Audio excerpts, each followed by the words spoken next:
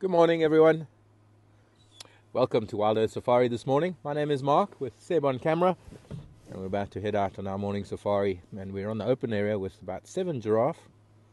We're going to see if we can find all of them. There might even be more. They spread out over probably about 200 yards. We're going to have a look at them, try and find a nice sunrise with the giraffe. Tara's in final control. She'll be sending questions through, and hopefully we can have a lovely morning. Looks pretty nice out here this morning. Clear skies. Patches of cloud that are starting to turn pink and orange, and a little bit of mist and a noise from the radio. But let's go and see what we can find for you. Lovely morning.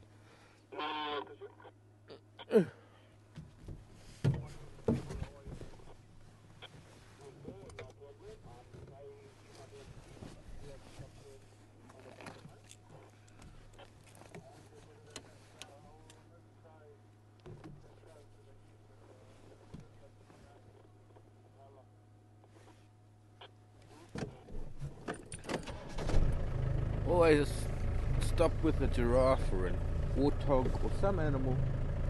It's a lovely panoramic view or something.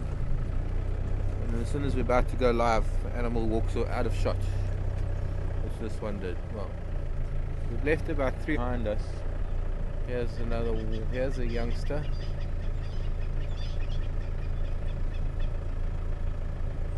What looks like to be. There's another youngster. That was the one we wanted to open up with. A nice big bull, and here's a female. Hello, little one.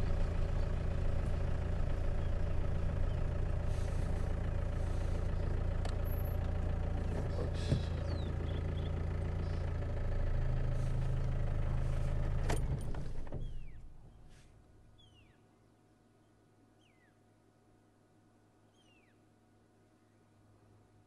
This is going to be awkward.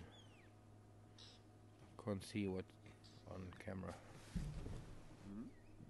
So it's difficult without seeing what you're pointing at. Close up on them.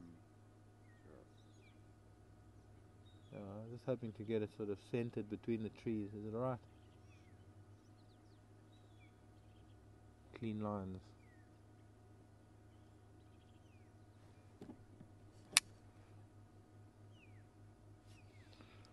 Morning stations, probably about 8 or 9 kilometers on quarantine. Morning, sorry, quarantine. About 8 or 9 kilometers spread out over quarantine.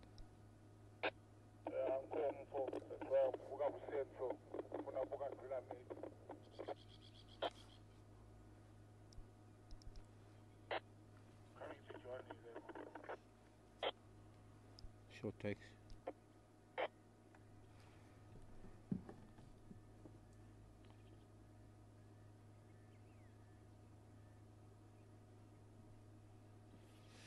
Joining Mum at a tree.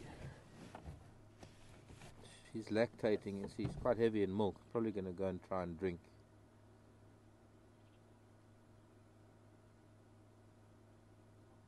Mum's got a limp. Yeah, looks like it.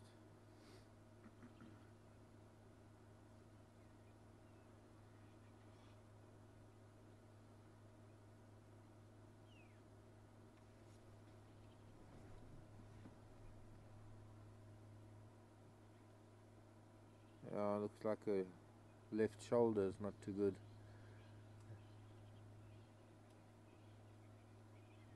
And there's Dad.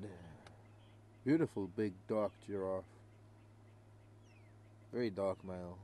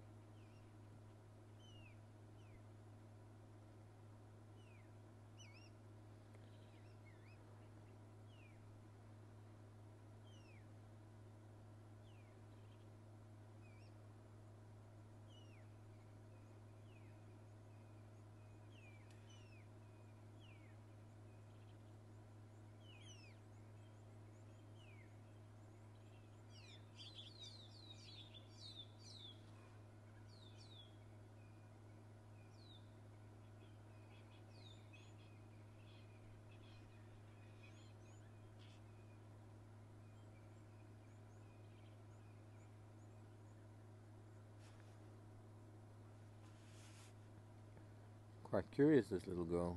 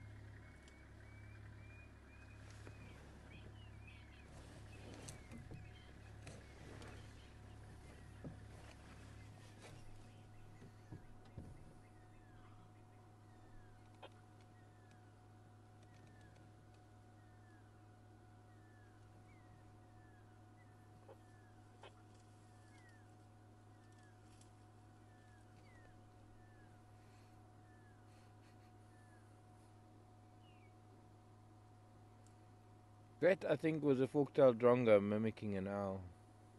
First it was giving alarm calls as though there was a predator in the area, and now it started singing like a pearl-spotted owl. You see, if there was a pearl-spotted owl, the drongos would probably be dive-bombing it and mobbing it and chasing it away.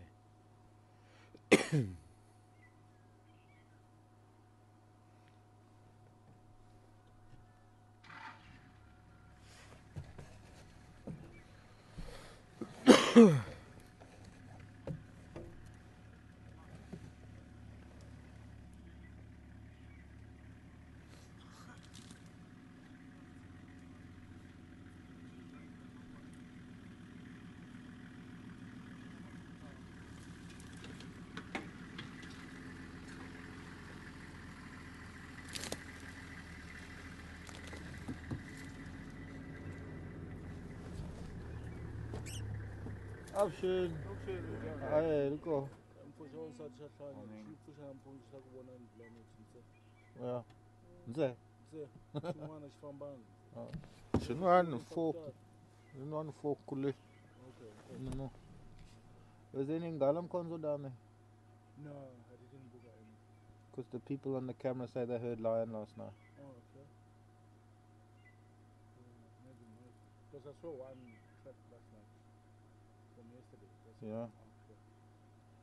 That must be the same one I saw. Where did I see a lion track? I forget now. Yesterday with Tara I saw. Okay. Are you still going central? Maybe. Avonile Tlamit. Swiss.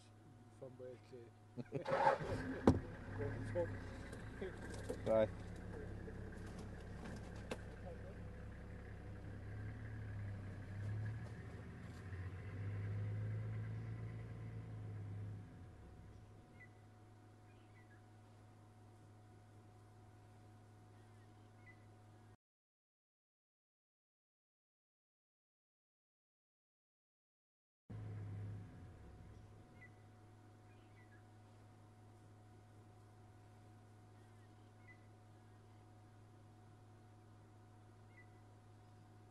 Oh, there's the sun coming up. Hello, Karen. What horns do the purpose serve? What purpose do the horns serve? Oh, sorry, Seb. I don't know if he was zoomed out or not.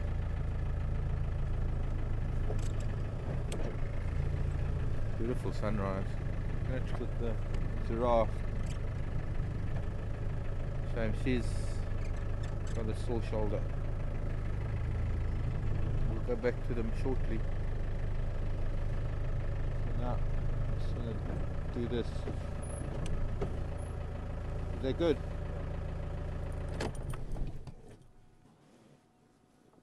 We got a little termite mound there. Yeah. Welcome to an African sunrise. I think that's a recent injury.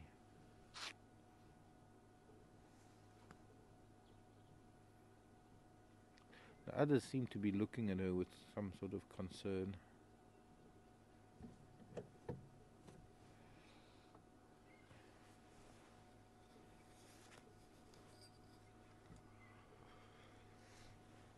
Maybe they were lying about and they chased her. And she got she pulled a muscle.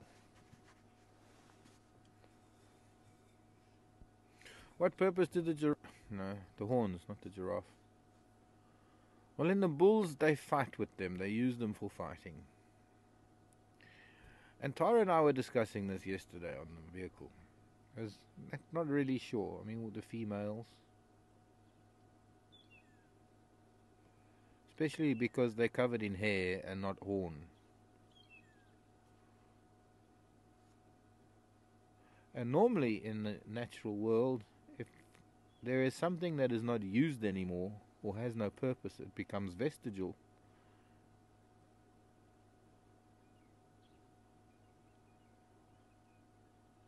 She's an old lady too.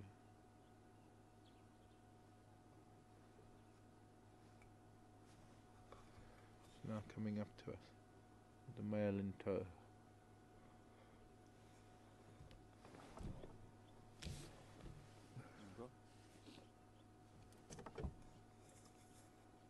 Yeah?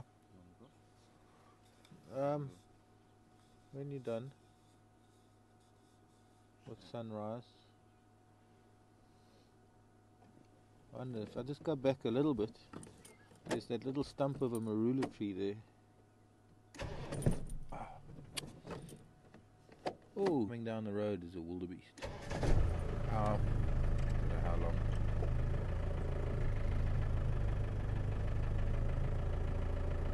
Is that not going to work?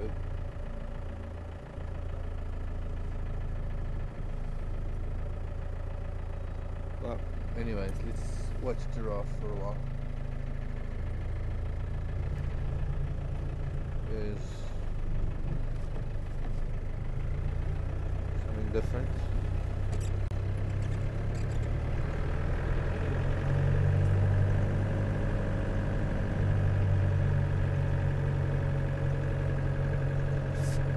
There'll be at least 8 or 9 of them down here.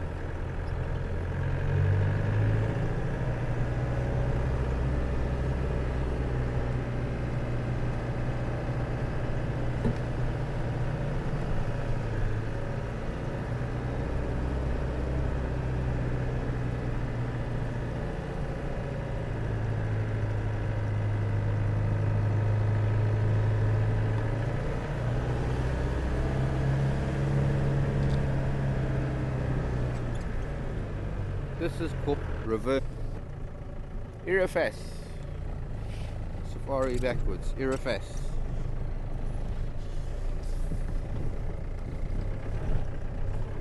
I know I'm being silly, but that's madness.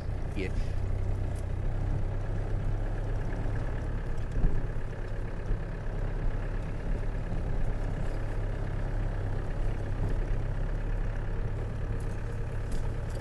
Hello, Shireen. What other animal walks like a giraffe?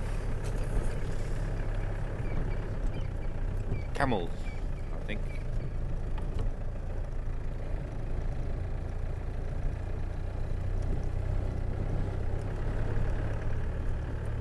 Camels, I think.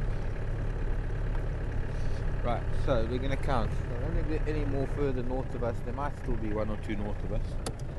But we're going to do this. We're going to stop and see each one of them with the sunrise. somehow if we can do that.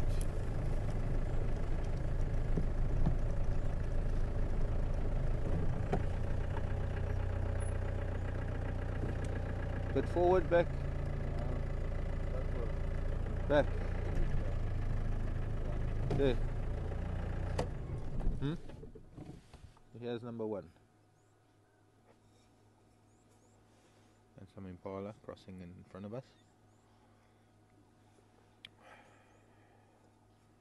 I must think, maybe other people can think what other animals walk like a giraffe with one leg, with both legs on one side as opposed to alternating. Well, you know, look at the impala, they're walking in a similar way, both legs on one side.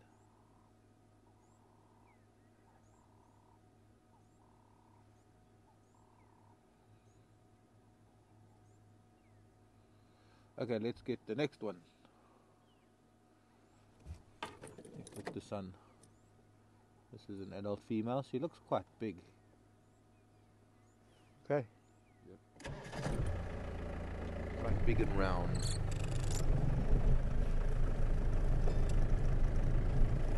Wait, Mandy. Okay, sorry. And now I've forgotten Mandy.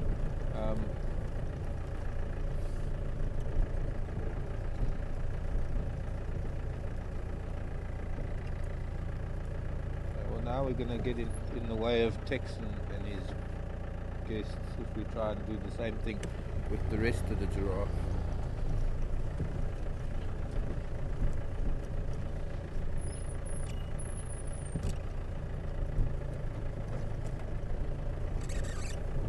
Unless we hide behind the bush. But if we stop here, we don't have to move anyway because they're all going to move into view for us.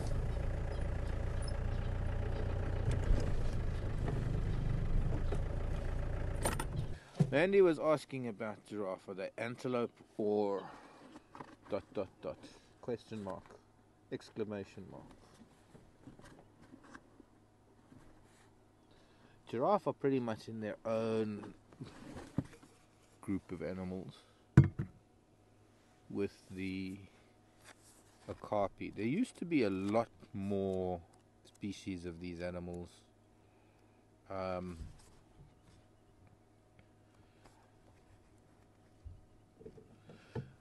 They belong to the family of the Giraffidae. And once upon a time there were probably a lot more different species of giraffes.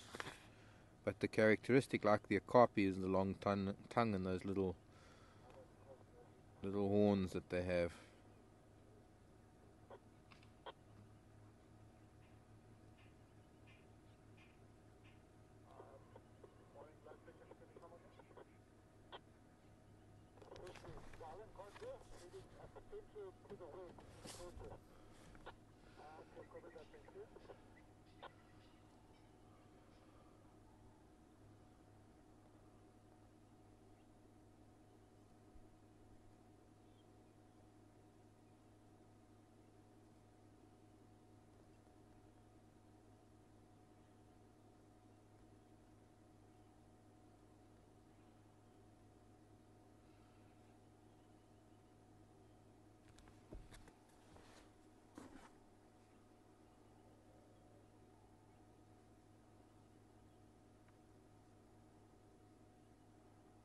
The camera's a little bit too high. Maybe if we go down to the road, we get lower down.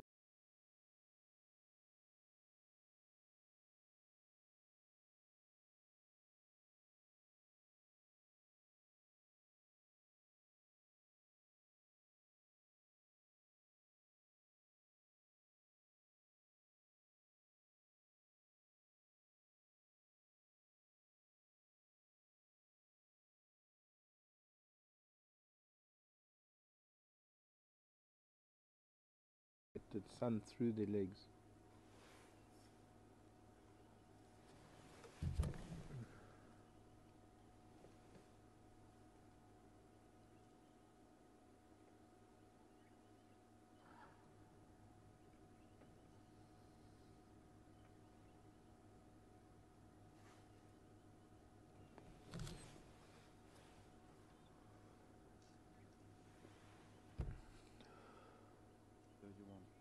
her.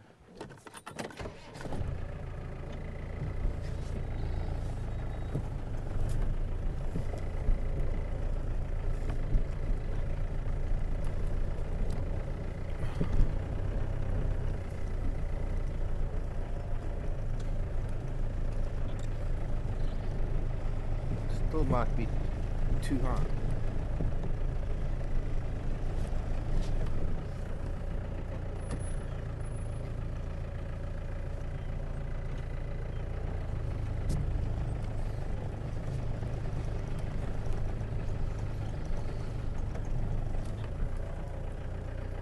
How does that look?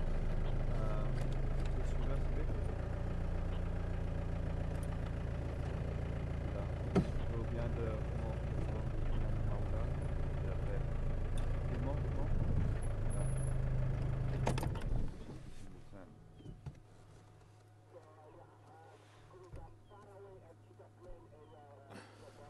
Keep quiet, boys. We're watching giraffe. Requires a little bit of silence and contemplation and appreciation.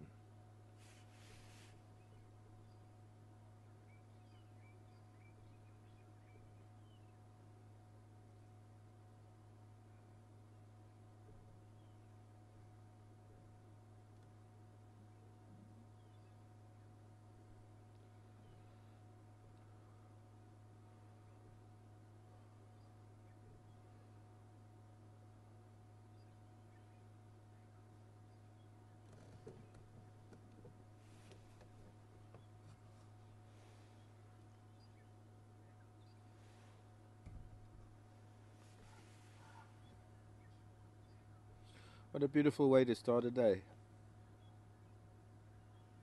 Or as the case may be in some parts of the world, end a day. Must be quite strange. Ending a day with a sunrise in Africa. Through coming through the trees in a giraffe.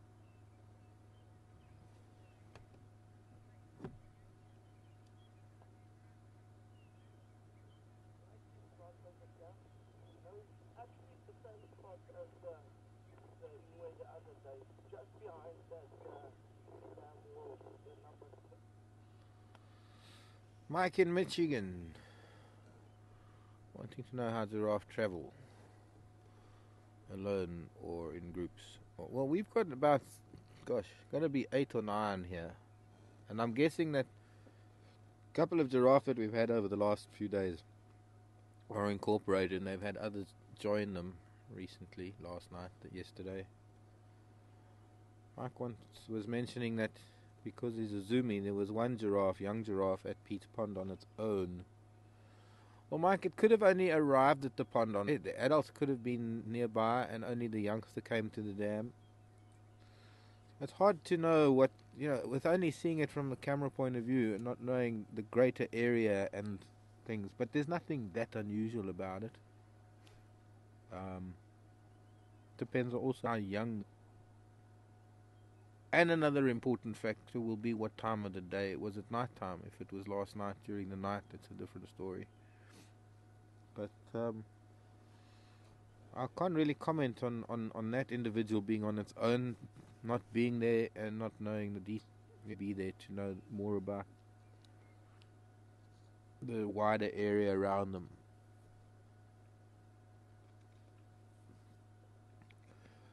But sometimes you see bulls on their own. You're less likely to see a female on its own or a calf on its own. It's a very young. Times you will find a young on their own, or when their first few months, when mom leaves them. When the mothers leave the youngsters in like a creche group. Oh, the wildebeest just walked by. Yeah. Oh, nice. He's gonna be spending some time with his giraffe because he's on his own, and he's going to use them for safety, as a safety net. Bless you, Seb.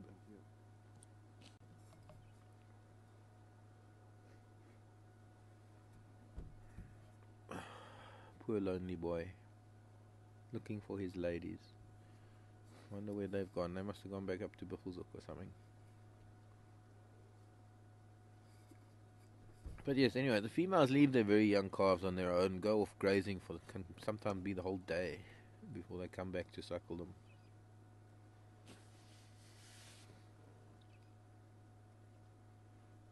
Oh, those giraffe just suddenly turned to look.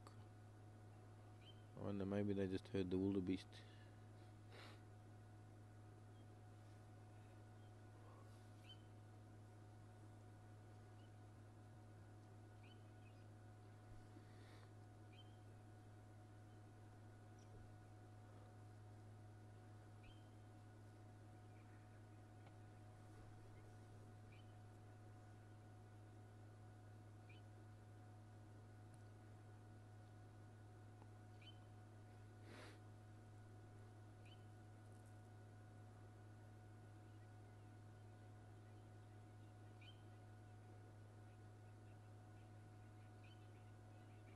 What happens if you close the iris more?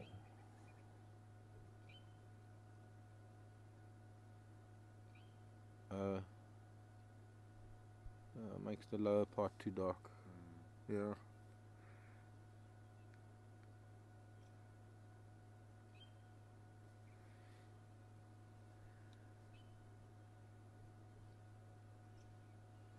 We can go further up to those.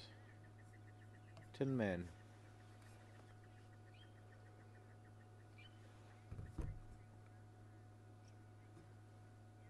There's a buff coming up towards the wildebeest too now. Since we've got a marula tree blocking our view. Let's go and have a look. We're going to get a nice opportunity. These are these buffs that sleep. They sleep behind camp in the little drainage line. They've been doing so now for a while. From their house, I reckon, because we've seen these buffs walking across the open area, heading onto Rebecca's Road. Now, what I want to do for you quickly is we're going to stop and I'm going to show you wildebeest if we can. There we go. The coming on and view here. Actually, let's try this. Let's try it this way, because sometimes people get confused between buffalo and wildebeest. And this one buffalo is a buffalo we've gotten to know quite well. It's that big old bull with a pink nose. Maybe we should call it Rudolph. Look at the difference in size. You can see the difference in the size of the horns. Although they are similar shaped.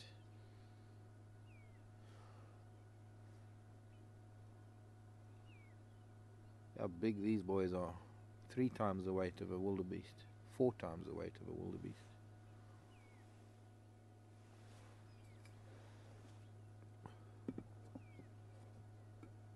Now there were 4 of these old boys.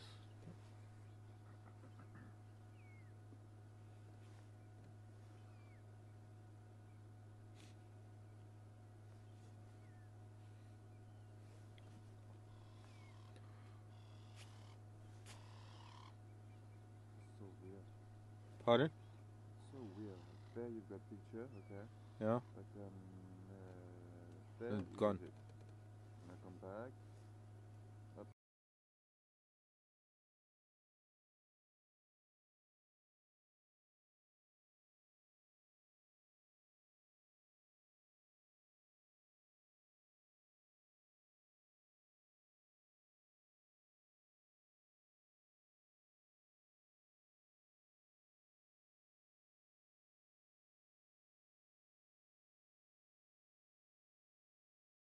Come back. Up you got it. Yeah. I don't know, something about the cable. Yeah.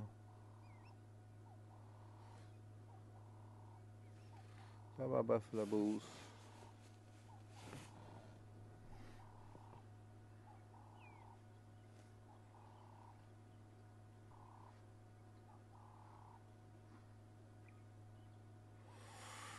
Let's go a bit forward again.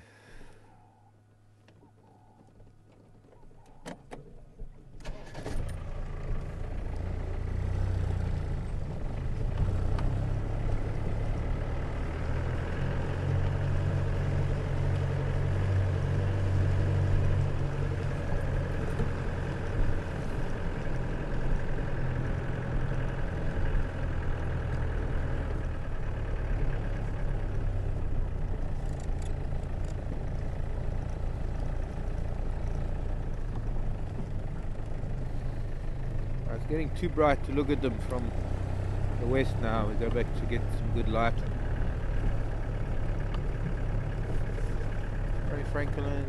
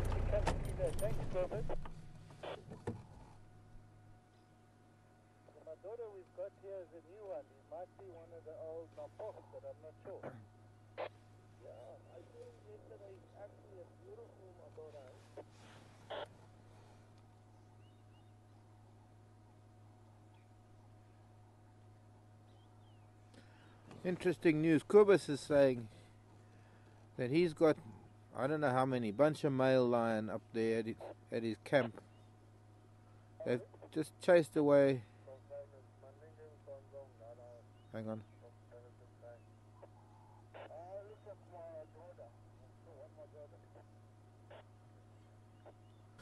And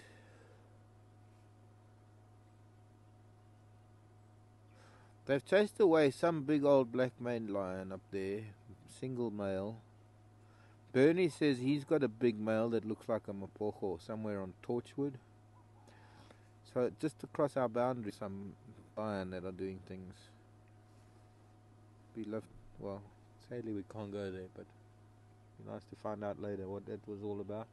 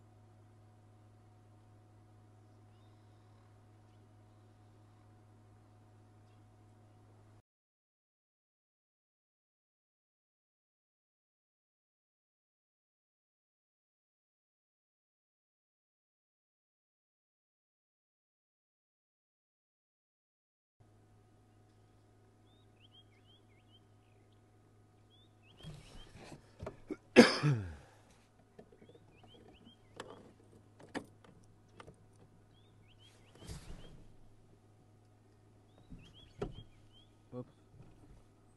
Was rolling. Okay.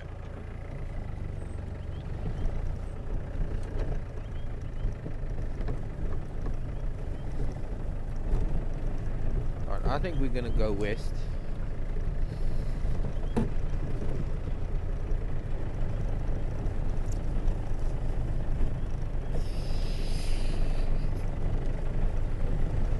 West and south.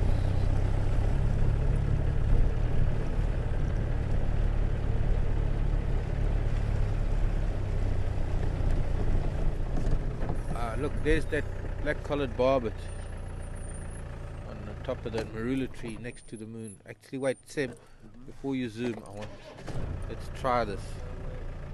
Yeah, it might. But this termite mound might get in my way, so I might not be able to do what I wanted. Mate has arrived. I wanted to try and get the moon. We're not going to do that. Let's just see the barbets first. They have an incredible duet call. Maybe with two of them up there, we might hear them.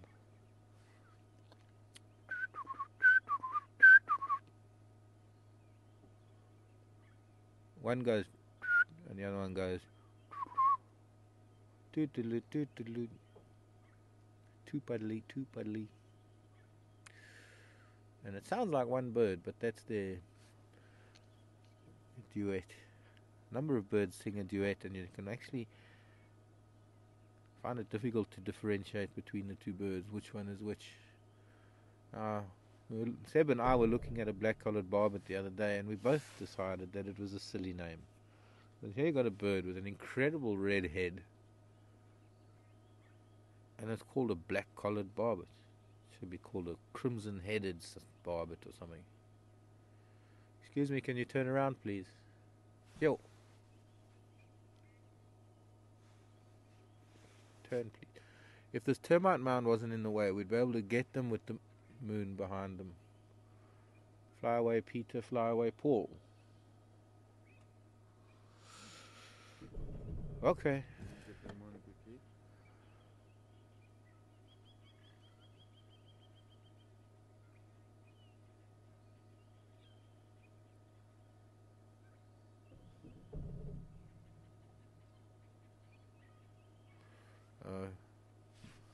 Okay.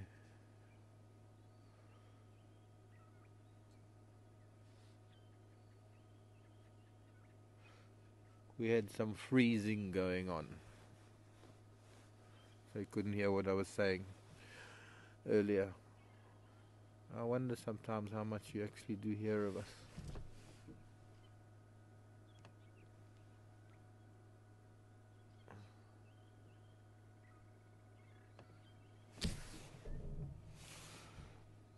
Kobus, I think it's Kobus Danhauser, isn't it? Was saying that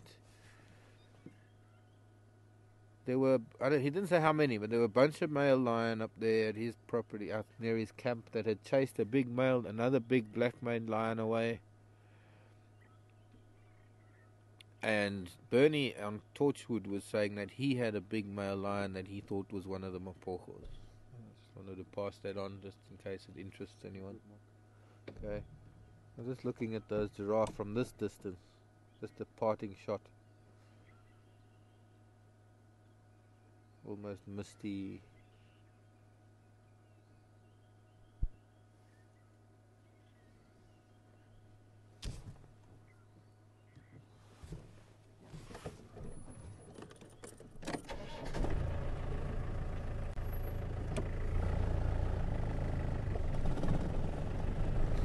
Maryland in California, they're wanting to know if giraffe give birth standing.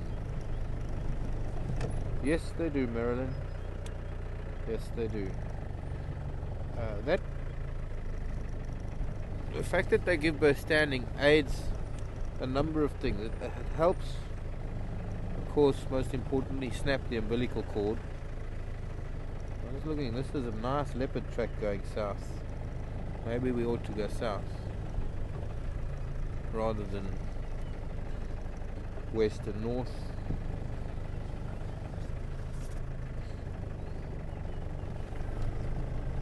Maryland.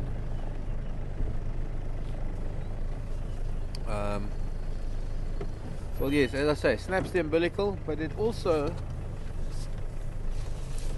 kind of jolts the baby, breaks the placenta, jolts that baby into taking its first breath. And as far as I know, I've never witnessed it, as far as I know, they give birth standing up. Who knows, there might be an exception now and then.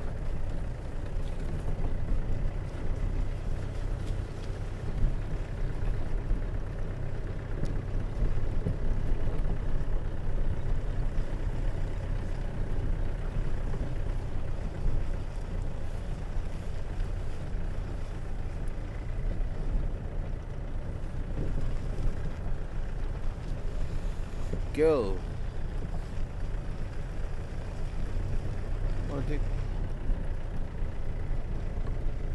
Gil. I don't know how to pronounce your name. Gilly, Gil. Or even Jill. Wanting to know if a mother giraffe, a female, dies with a calf, will the male take over care of the calf? Well, it depends, really. Well, look, no. First of all, the male's not going to take over anything. No. If the youngster's very young, it's going to be in danger of being eaten by something.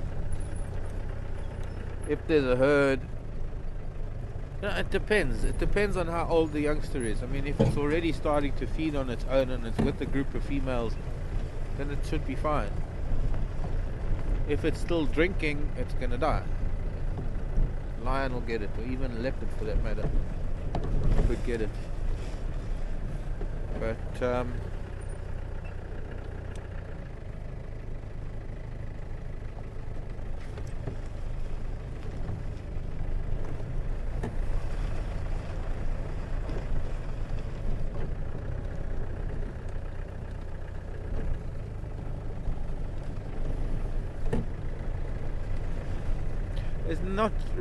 there isn't really a set rule as to what happens.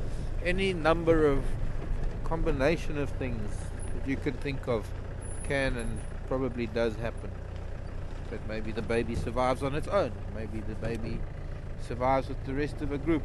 Maybe the baby gets eaten. So as I say, there's never a set thing that you can say will happen for definite.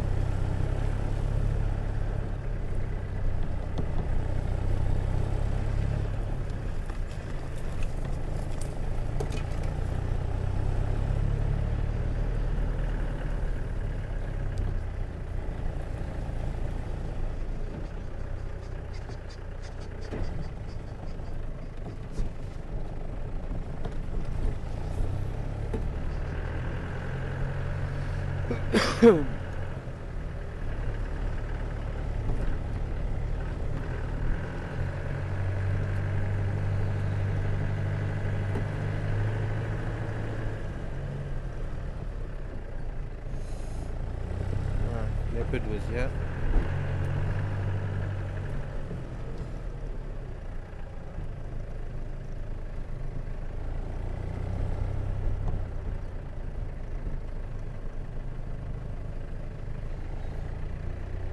There's even another giraffe coming up from Twin Dams area.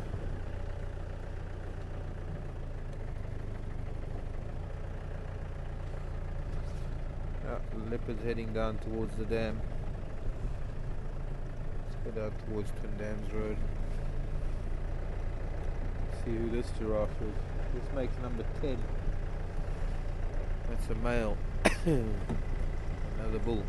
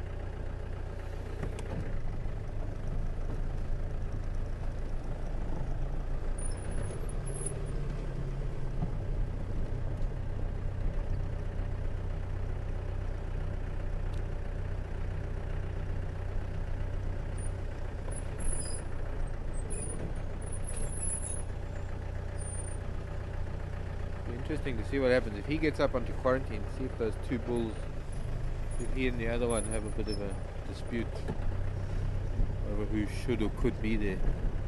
A good chance that they might not do anything. If there are no females in estrus,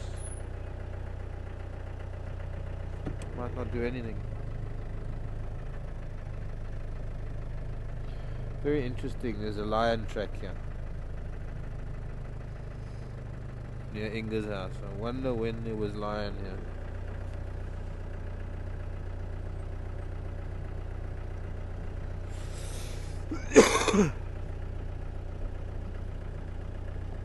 old tracks.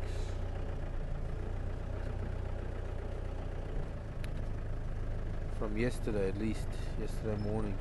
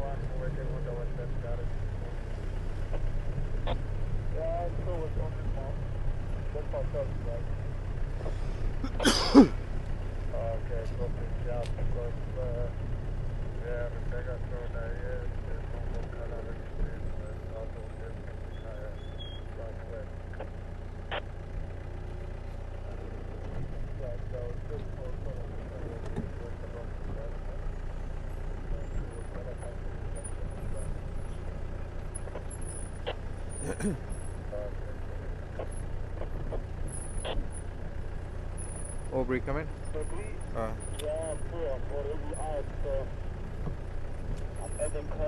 Never get a word in. At the corner, west, try to keep that area done right on the boundary to check around what's going on there.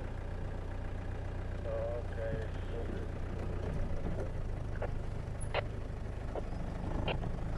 Big track of a snake crossing the road.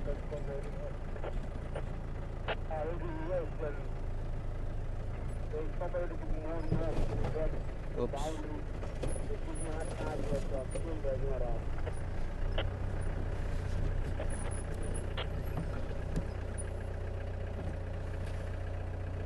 Aubrey, come in.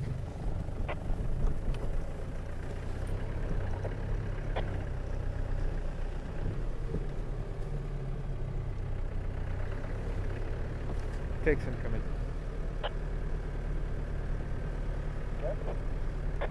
Tex, you said you saw Ngala Nkonzo yesterday. Did you see this Nkonzo on Warburg's Nest heading up past Inger's Kaya? Yeah, I saw that. Do you know what happened to that Ngala? There's also Ingwe Nkonzo heading down to Twin Dams on the same Ndlele. Aubrey said he had the Nongo coloring somewhere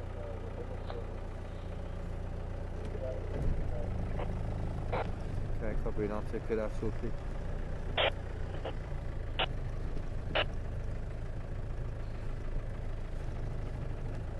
Oh, here's the line. Kudu, they are barking down near Rebecca's Road.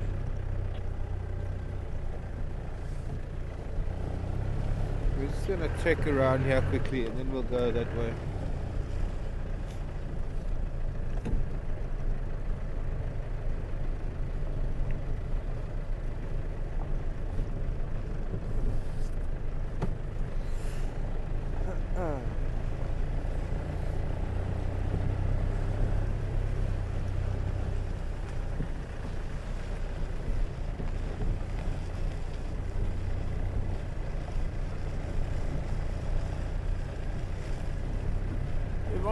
Hello.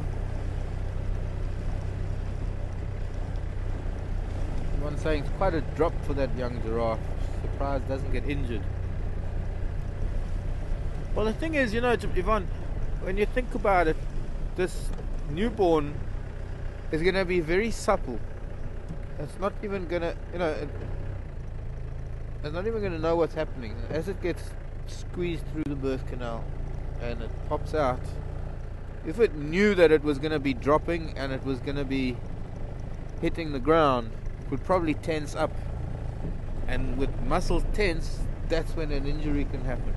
But the fact that it is probably so loose and innocent that it falls, it flops on the ground, and obviously nature has given it the strength to be able to handle that kind of a fall. Otherwise, there wouldn't be giraffe, obviously, but hyena running.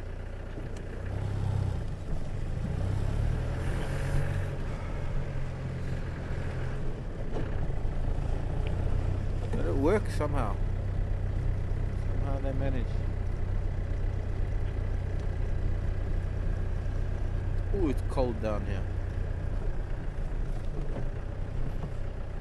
Okay, see now the leopard must have gone into the drainage line.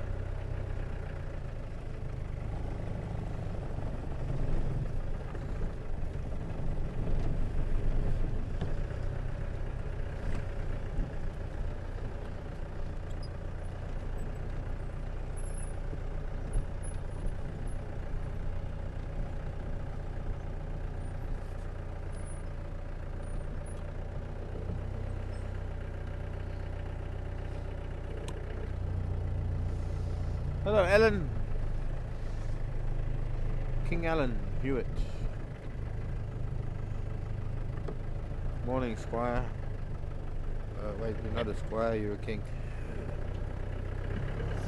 Wanting to know something that's very difficult to do with the camera. Well, we could try. I mean, we'll have to do it. Tara can try tomorrow morning, or whoever's on camera. Alan was asking, what is the most accurate depiction of the sunrise?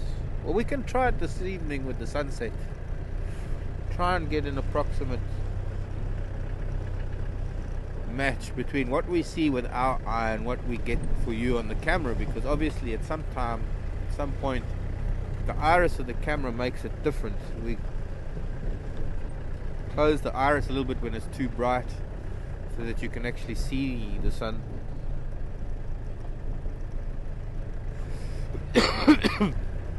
That's a good question. To try and get it as close to what we're seeing.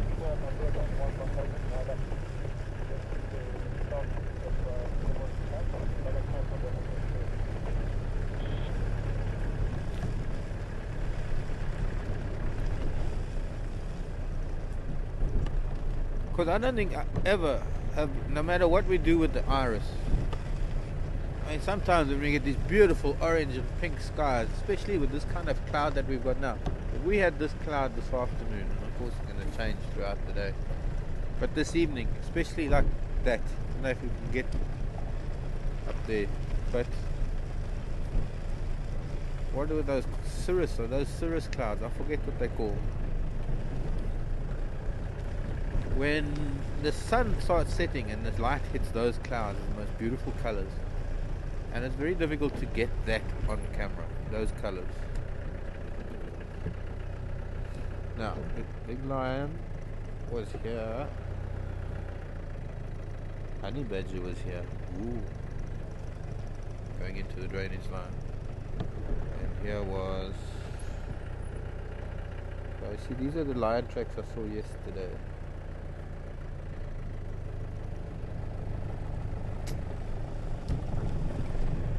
Cats in the drainage line somewhere.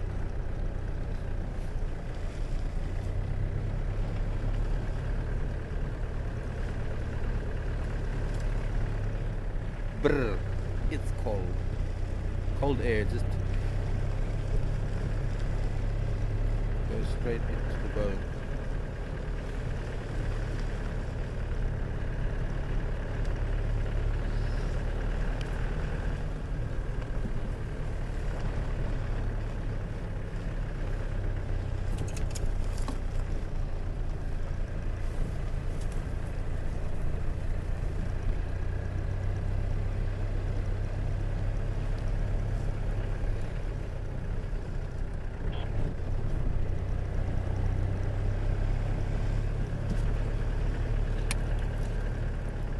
Aubrey, come in.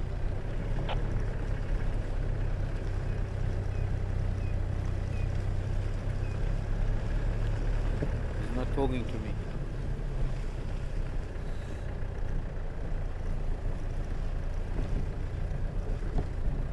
More snake tracks. And tracks with this very big giraffe that we just saw.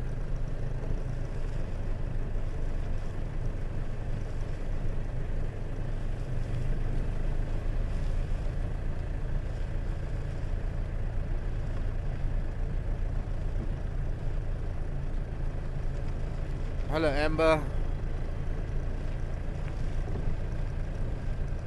Any update on the two Kahuma males and any idea of how long it'll take for the injured one to get to full strength? Just a straight no on that, Amber. I can't give you any details there. I don't even know what's wrong with that other male. So I couldn't tell you. Don't know where they are. And I don't know what injury he has to be able to diagnose or to be able to give you a prognosis, to be able to say how long.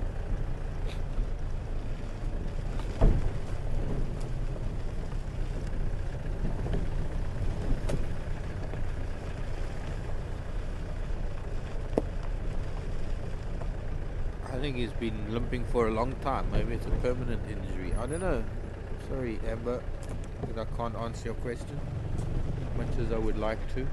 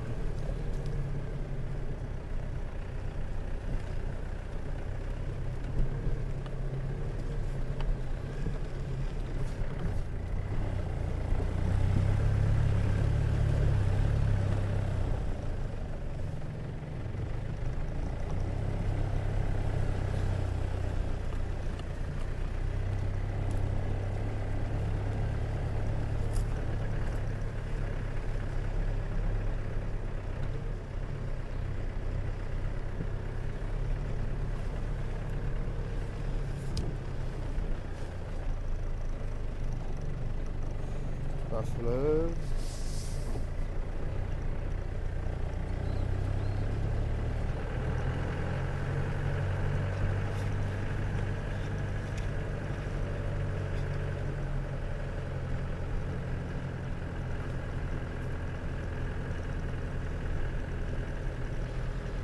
I wonder if I'm ever going to see Nduna back here at Selapan.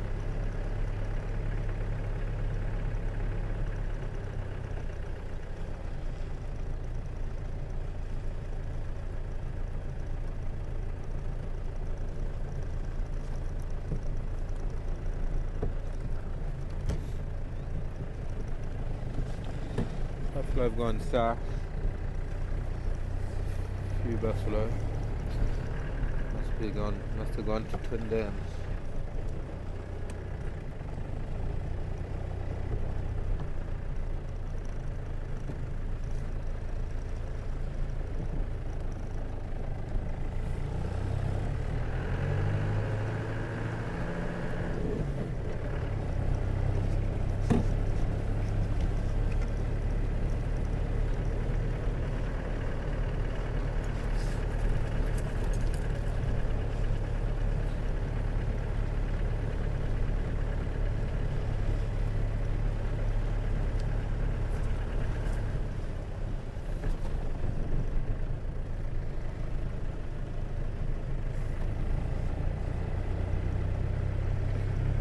Hyena were quite busy here last night on this road, up and down, several of them up and down.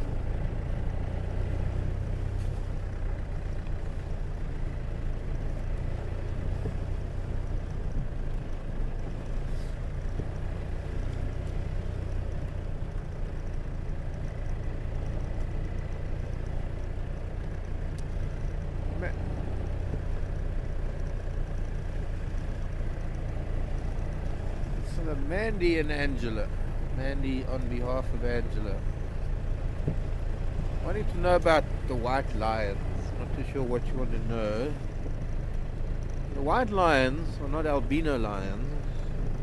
Back in the 70s, some white lions were discovered up in the Timbavati Game Reserve by a gentleman by the name of Chris McBride.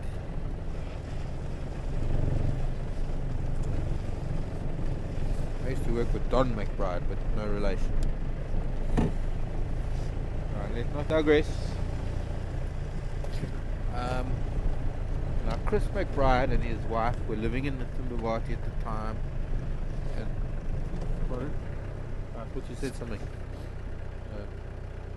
I hear things sometimes.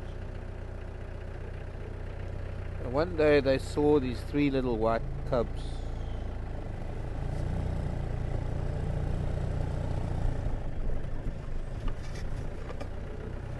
Sorry, I just got to do something before I make a decision which way we're going to go. 1, 4, 3. Ryan, come in. Or any station on Mafufunyan Lock.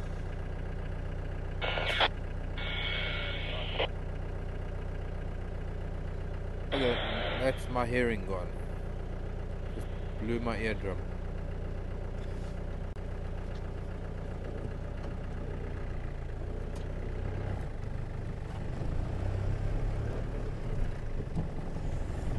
Not copying very well. Anyone got an update on that Mafufunyan Lock?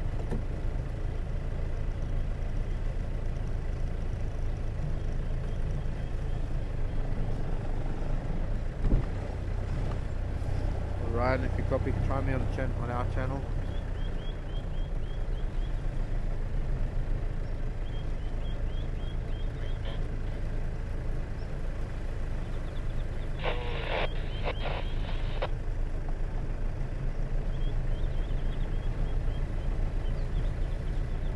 No luck.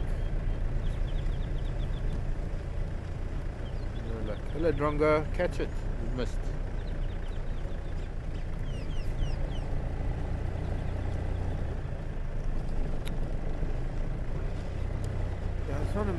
Oh, it's too late now. We're heading this way. We got Philemon's cut line onto Gary Main. See if that cat's walking along Gary Main. Although being the main road, there's probably going to be dozens of vehicles there. Looks like hyena walking around with one of the youngsters.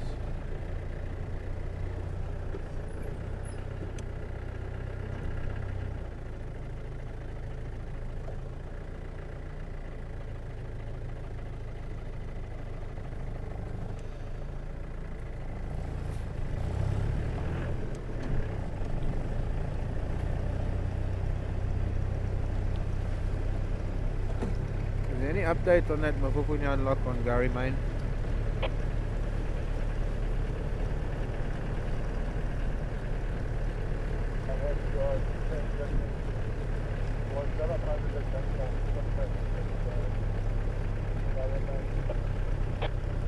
Thanks, Tex.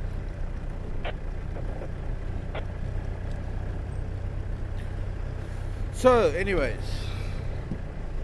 for some reason that I still haven't ever been able to fathom or figure out, they captured those lion cubs back in the 70s,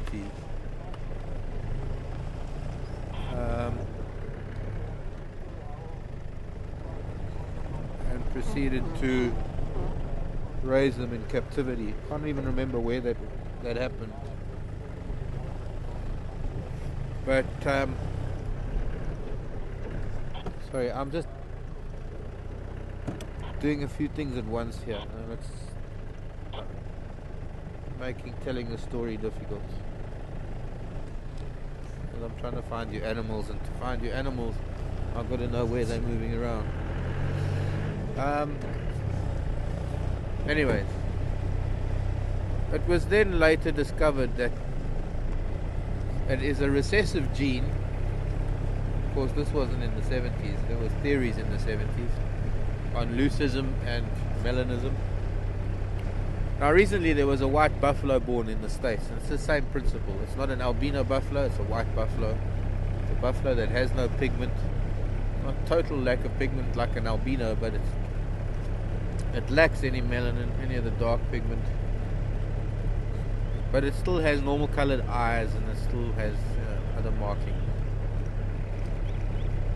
as opposed to an albino.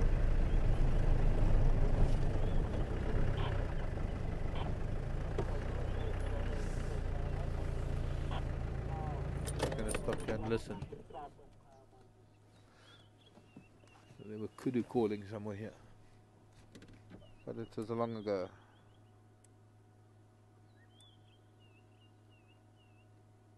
too long ago though, to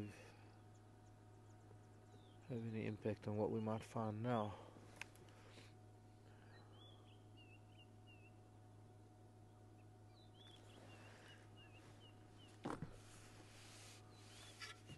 Opposite, there is no real opposite of being albino, of an albino. I suppose normal is the opposite of albino. But when you look at something like,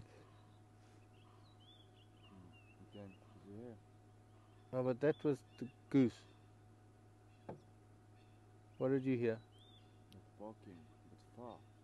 Maybe it was geese. I don't know. Well, I just heard the geese shouting here on Rebecca's Road at Franklin.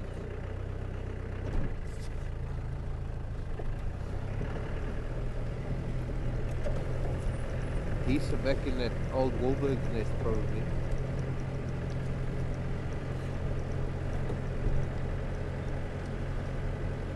Well, to end this off, just to say that humans have now discovered the recipe for making white lion. And because of that, and tigers for that matter, white tigers,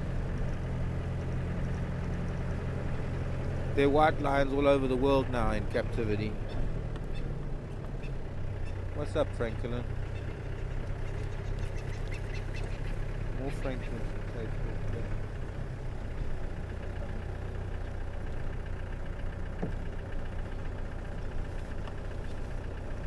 This is what happens in nature when there's just a lot of distractions.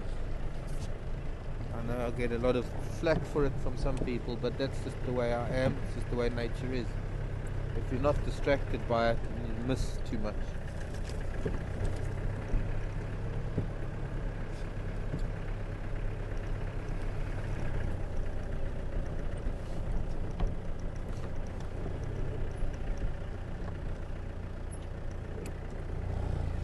There is only one place in the world that still produces naturally occurring white lions, still the Timbavati. Any other white lions that have been handmade, as it were. They've been able to identify that recessive gene, and in the process they've been able to match a male with the recessive gene with a female with the recessive gene to produce white cubs, and they are sought after as objects of curiosity by human beings, and so well, because they command an audience, they can draw money, and people make money out of them. Circuses and zoos and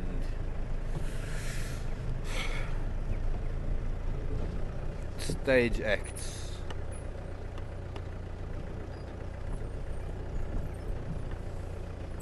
We've just had a kid up in Limpopo province, just north of here. Bella Bella, a place called Bella Bella. There's a big fancy golf estate. What on earth they want with tigers, God only knows. They've got tigers. Babe youngsters, cubs. For petting and photographing. It should be illegal. And a kid was injured. Tiger grabbed it by the kid by the head. Kid was sitting petting the tiger.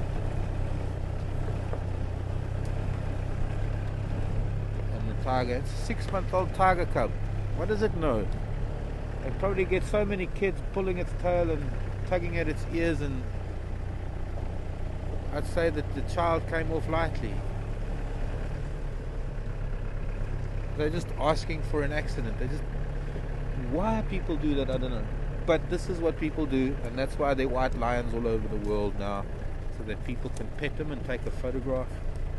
If they put these poor animals through, I'm surprised we don't have more incidents all over the world of people getting scratched and bitten. And children, and human children, should not be allowed anywhere near. I don't care, even if it's a 2-month-old cub. Human children should not be allowed near them. But of course, who am I to say these things? People won't learn. Oh, hello, this might be one of the kudu that might have been shouting earlier. Stop. Thank you.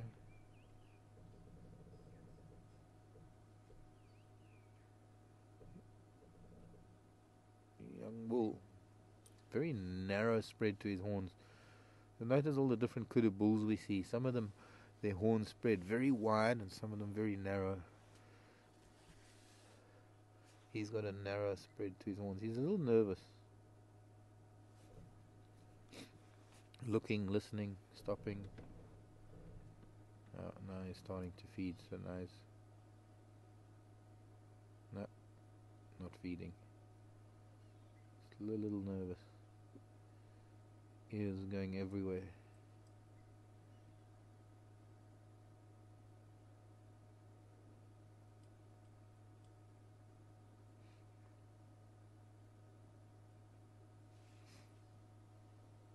He might have some other bulls for company. There might be others around here somewhere.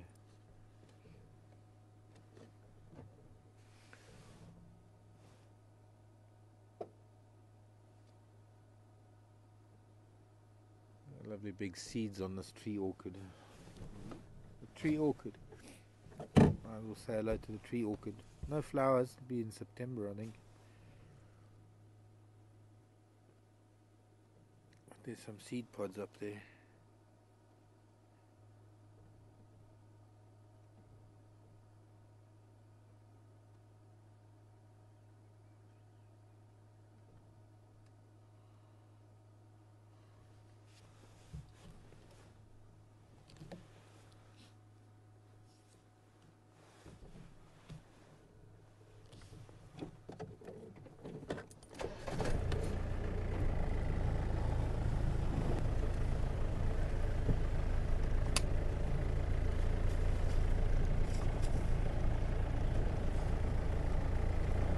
Aubrey, come in.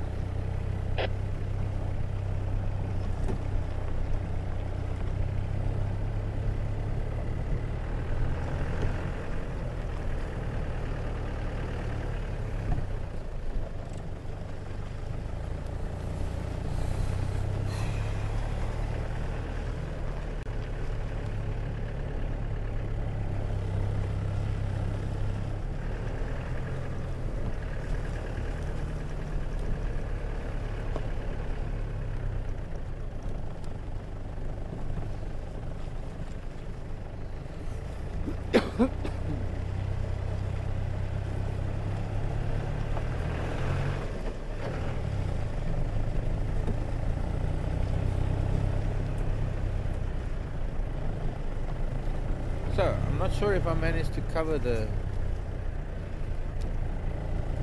white lion question well enough. Let me know if you still need more info. There's some of the buffalo. This must be those two bulls that we saw that have now come through from the open area to join these two bulls. For animals that don't really make much noise, and it's like the giraffe, I will never cease to wonder how they find each other.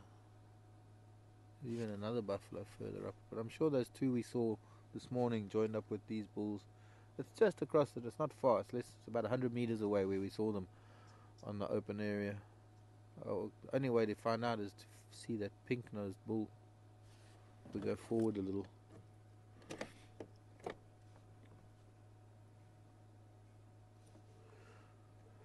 It's not to say they can't make a noise, or that they don't make a noise. It's just that these animals move around quite silently. And it's not like elephant that have this wonderful communication system which they can talk to each other over miles and say, okay, well, I'm making my way to you, I'll come and see you, type of thing. Buffalo, giraffe, even the wildebeest. No, wildebeest call, they make their noises. No, we can't see them from this angle, too thick.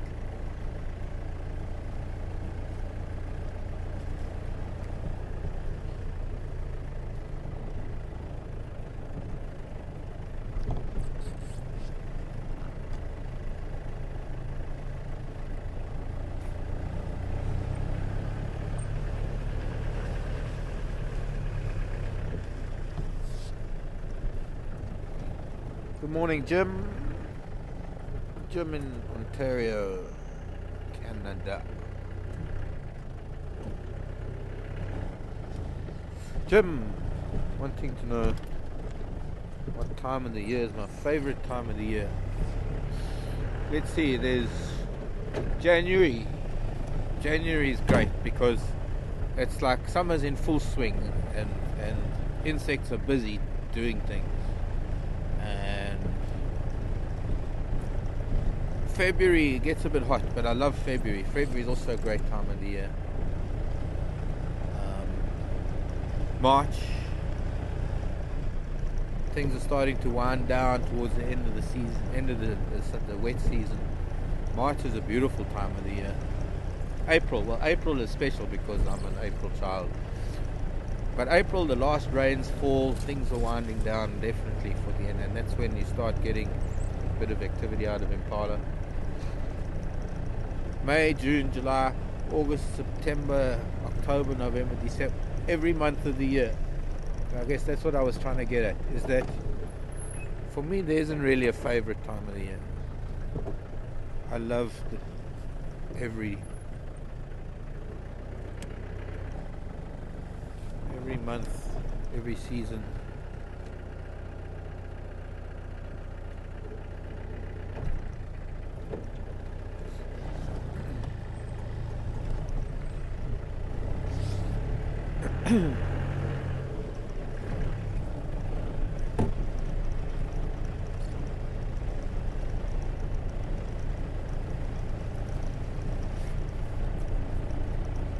But yeah, I guess summer. I guess you could say summer because that's when all the insects and reptiles are out, and the flowers. Well, the flowers and the insects go hand in hand, and all the migrant birds are here, and the rains. So I guess you could say maybe summer. The only thing I'm not happy with is the cold temperatures of winter. But other than that, I love all year round. I know it's a really special time of the year. Although it's cold and it's winter, it's still a very special time of the year. And I'll show you one of the reasons why. Because as we get to... Oh, look, there's baby hyena running around. I told you they are out walkabouts. I'll have to show you what I was talking about earlier. Later. Not earlier. What I was talking about earlier, I'll show you later. Getting tongue-tied. Okay, little ones, no need to run around or run away. Why are you all on walkabout? Are you leaving the den? Going to another den site? Nose to the air. Just let them relax again and we'll move closer. You see, when we're at the den, they're comfortable. Now they're quite away from the den. They might get a bit skittish, being these little ones. Alright, let's go up to them and see. Okay. Yeah, you see, as soon as I start, they just gap it back to the den.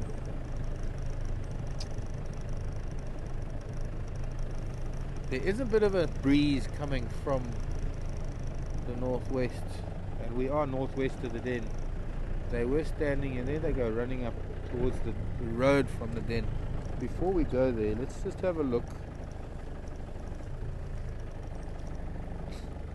They might have smelt something. One had its nose to the air. Maybe there's a leopard kill in a tree somewhere and they are picking up the scent, because from here the scent would wash down towards the den. I'm not up anything. My nose is a bit stuffy this morning.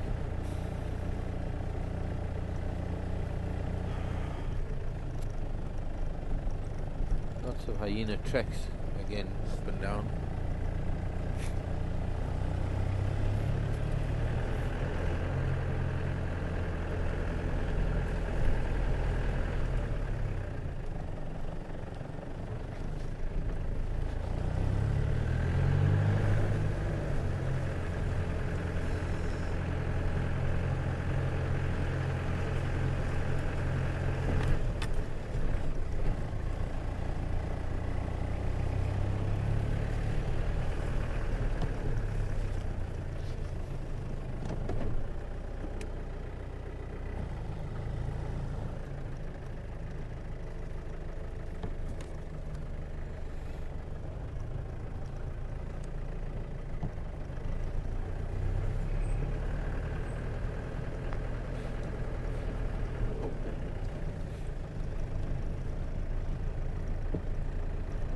what I was going to show you is looking out from here.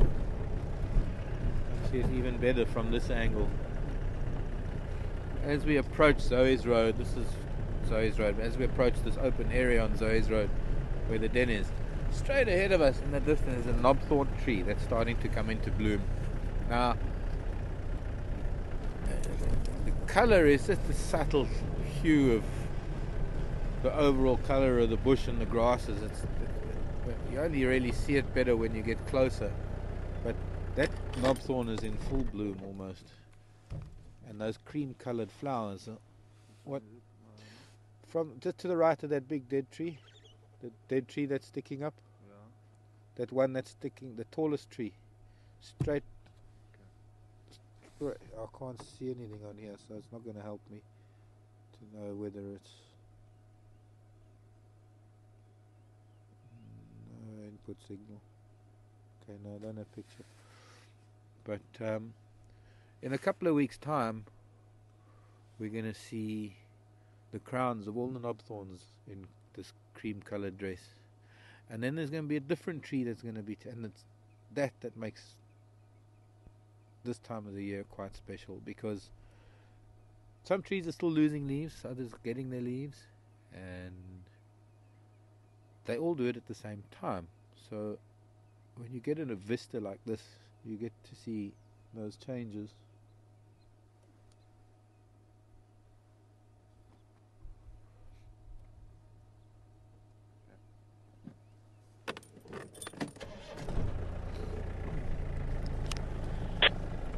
I'm wondering if those kudu weren't barking. Aubrey was saying kudu were barking. I'm wondering if they weren't barking because these little hyena are running around.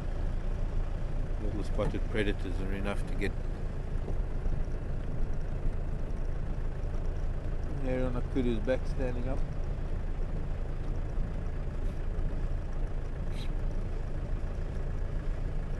Where are they off to?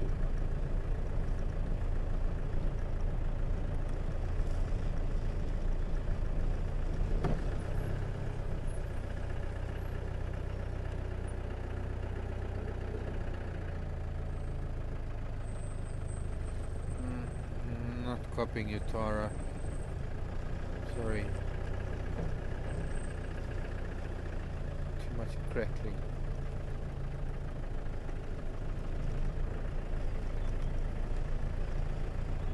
The little ones have run back down towards the den.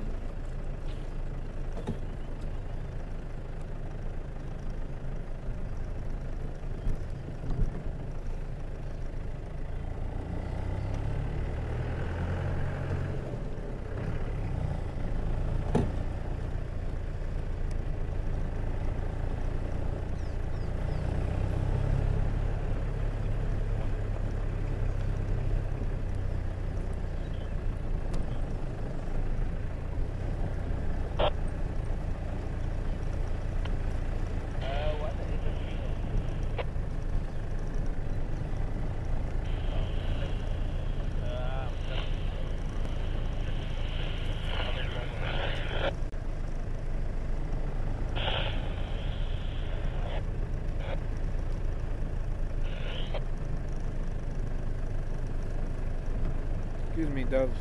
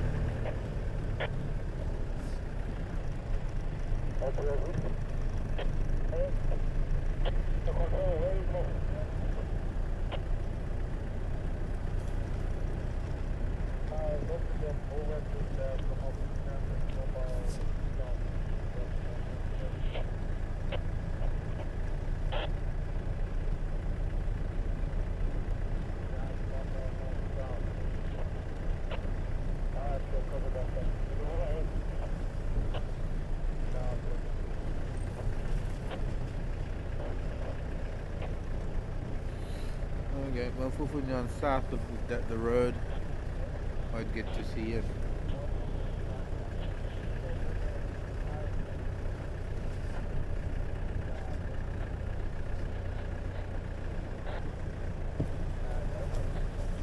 Why this kid wants to keep coming up to West. Anyway, so Jim, hope you're satisfied with that. It's hard for me to say like best animal, best time of the year, best season. Living here, I love it every day. It's the only thing that has any meaning in my life, being in the bush. And every season has its drawbacks. Every season has its jackpots. Something special about every part of the year.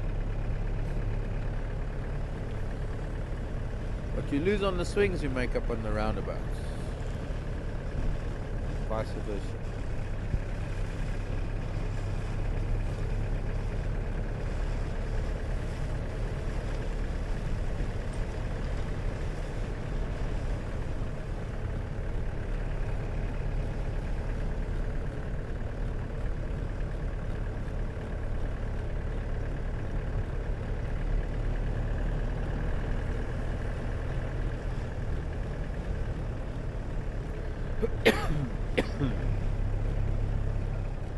Morning, starlings.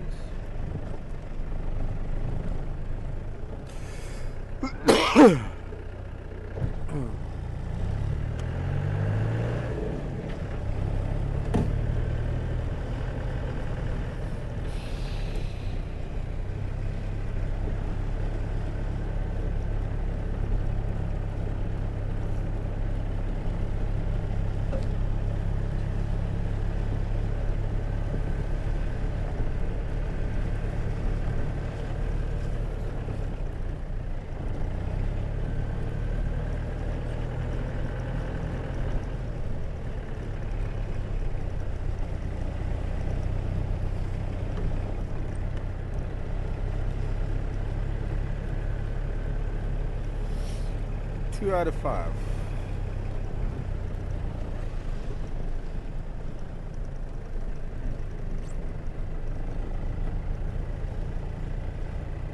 Hippo was here.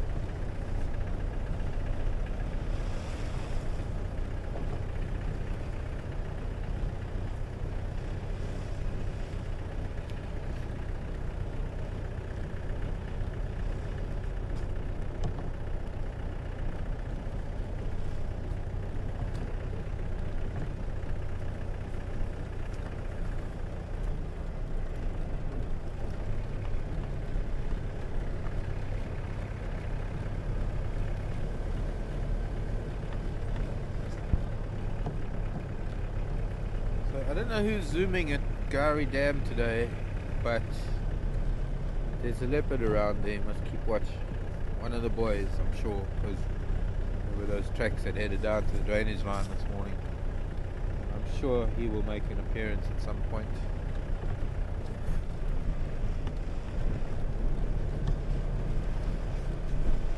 Preferably when we're on drive.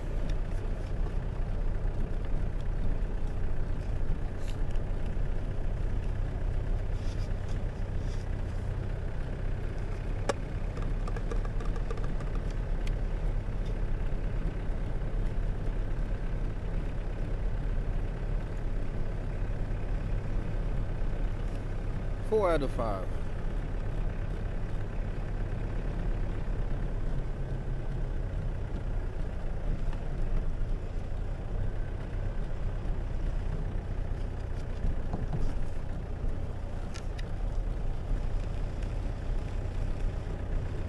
Hello JJ.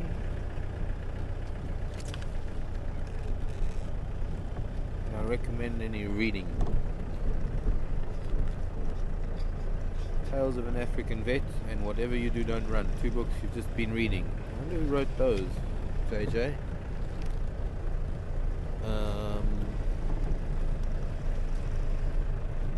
Benji's.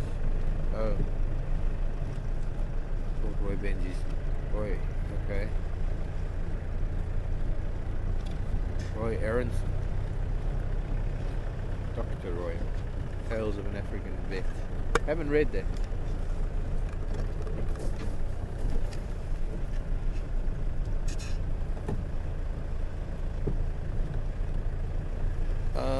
Let's see me think, who can I recommend? Well, Mark and Delia Owens, Cry of the Kalahari is a very well known one. That's a very good book. And then their follow-up book wasn't so great. Sure. I'm reading an elephant book at the moment. I forget who wrote it. JJ, if you, just let me know, or let Tara know to let me know if you're going to be on drive today, later this afternoon. I'll try and remember to bring some titles with me this afternoon. 1 or 2 that I have. Ah, that's what it is. It's called An Elephant Bloodline. And what I'm enjoying about this book is it's all about elephants from my part of the world, to some extent.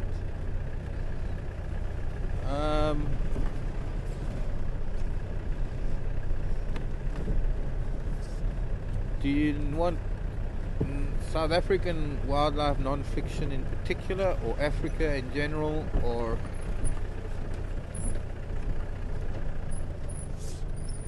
I haven't really read many recent books. A Leopard's Tale, Jonathan Scott. Leopard's Tale, nice book. That's T-A-L-E.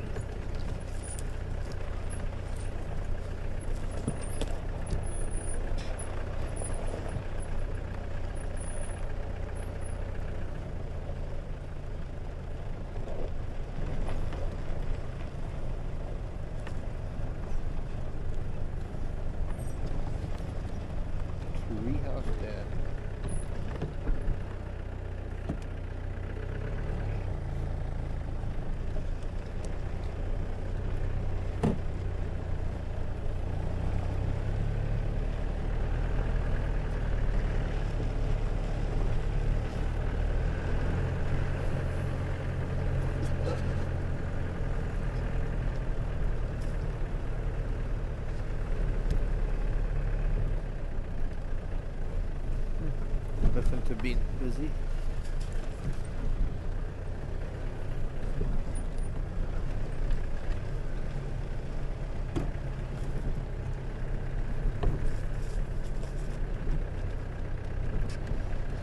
No, 0 out of 5.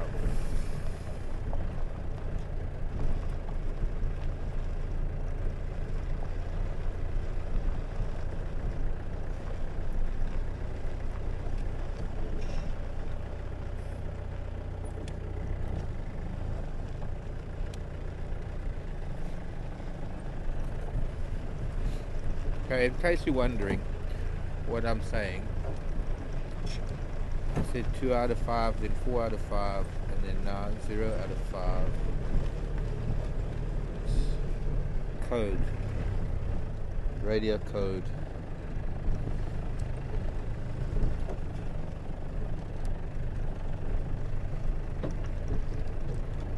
Four out of 5. You see, when you're making radio contact with somebody, I don't know where it comes from. I've always used it all my life. First thing you do, in fact I think it came from my army days, if I'm not mistaken, when we're doing radio comms.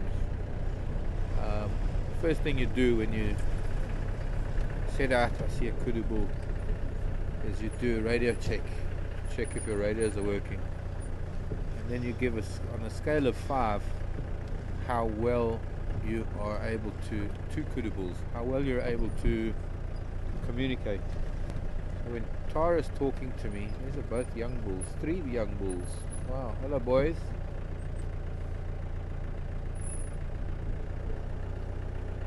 When it's crystal clear comms, you say it's 5 out of 5. 5 kudu bulls. Oh, 1, 2, 3, 4, maybe even 6. And they're all relatively young.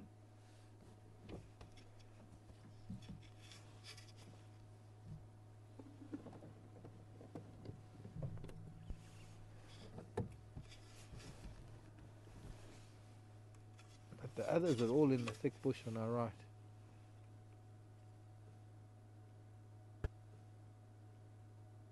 They're all about the same age. They're maybe a bit older than this little boy we're watching now. He's only about a 3-year-old, maybe. No, 2-year-old. And there's another 2-year-old. And then there's a 3, 4, 5, maybe 6.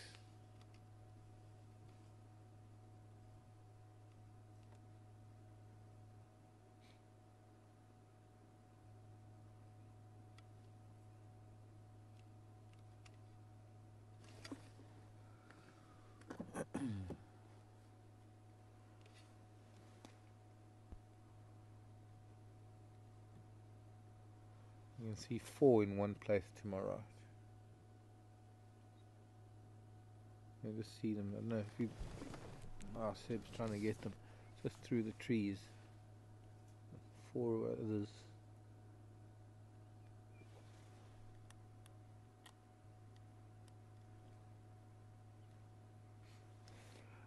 Slamy Nyari at Gary Dam.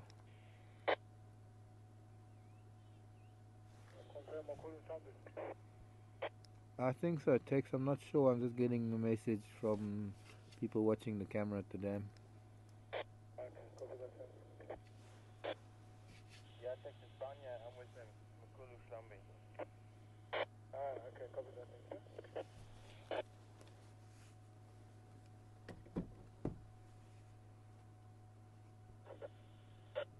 Big herd of buffalo at the dam. Maybe we ought to go and have a look at it.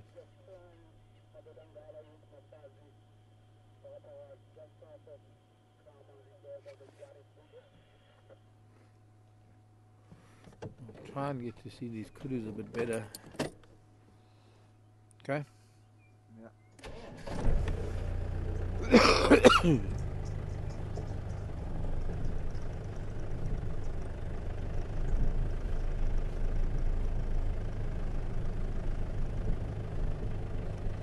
Bachelor boys. Oh, that's, if we could only get that shot of the older bull looking through the horns of a younger bull, but it's just not going to be possible with this tree. Can you see them? Oh, too late. Put his head down. You got a better view, Seb?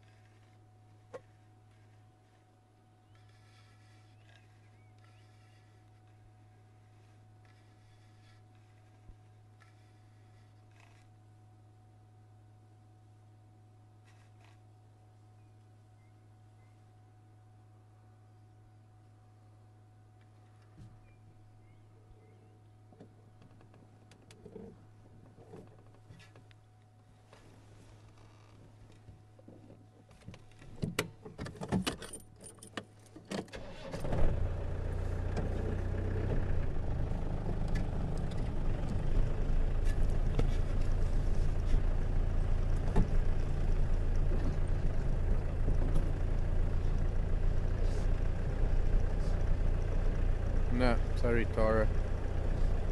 waking up way too much.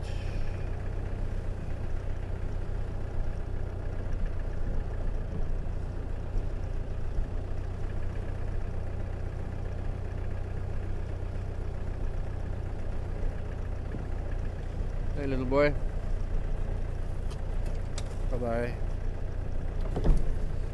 See you later.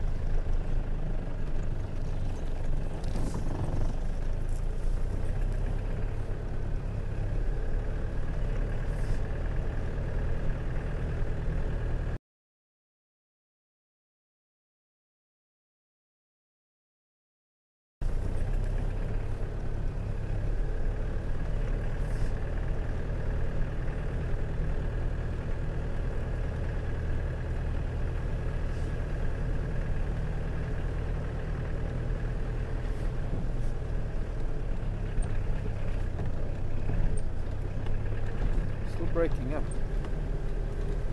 I don't know if it's that mic wire that's loose at the plug.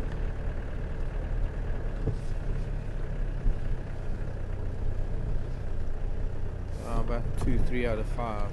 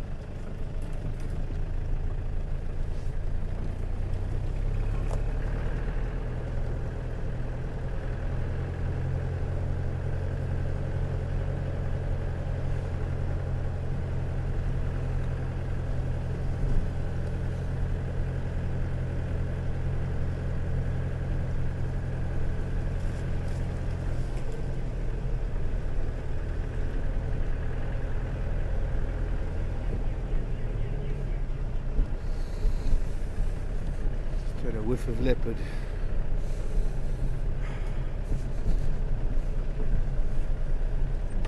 Passing whiff.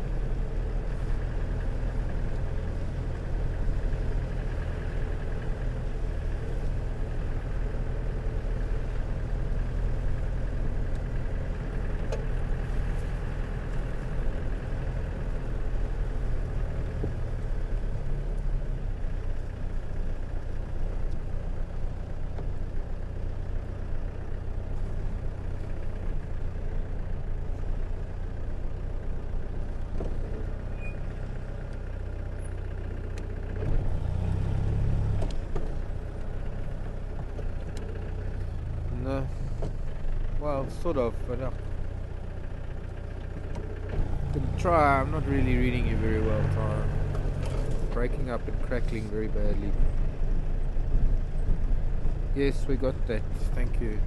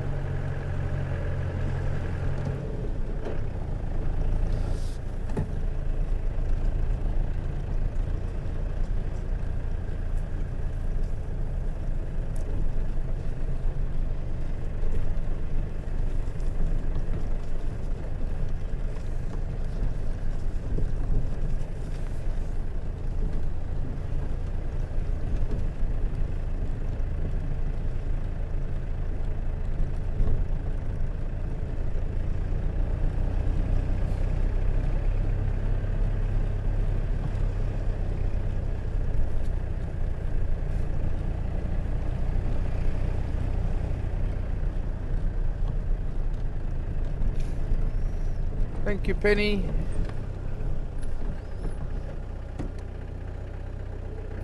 Penny's saying she saw a white lion in Kruger about 23 years ago, north of Satara.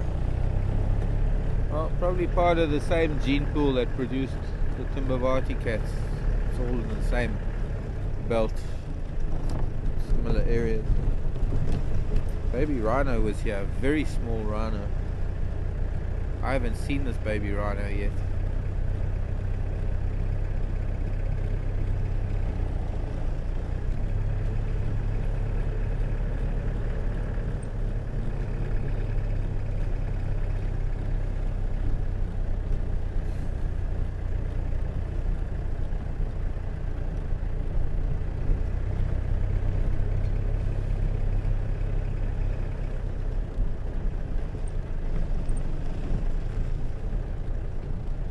Morning, morning. Hey, Orbs. Inkonzo shanko mbikulu. Yeah. Okay.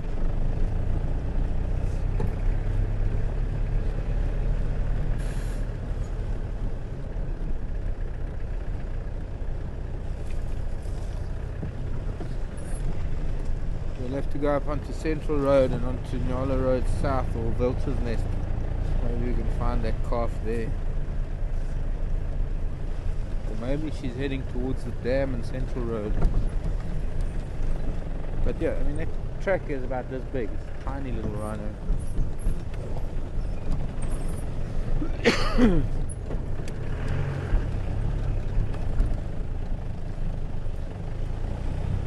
But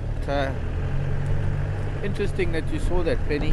Evidently also Thorny Bush Game Reserve, which is a self-contained game reserve that borders Timbavati. They've just had a king cheetah born in the wild, so the opposite of the leucistic lion, the white lion, would be a melanistic animal, and that is what a king cheetah is. Melanistic cheetah. It's not as black as, say, a black leopard or a black panther, which is a melanistic. Black panther, melanistic jaguar. It's not a different species, just the predominance of the melanin pigment. And in cheetah it manifests itself as almost like stripes rather than an overall black color.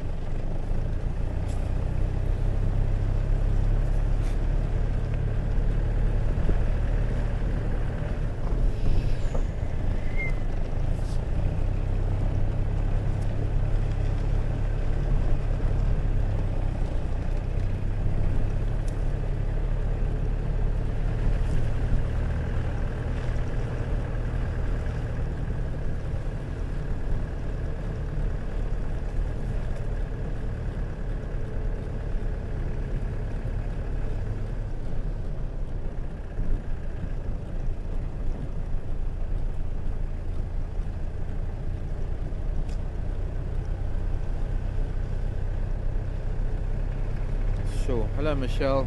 Really strange question. Now, I must bring a map. I've got a map somewhere.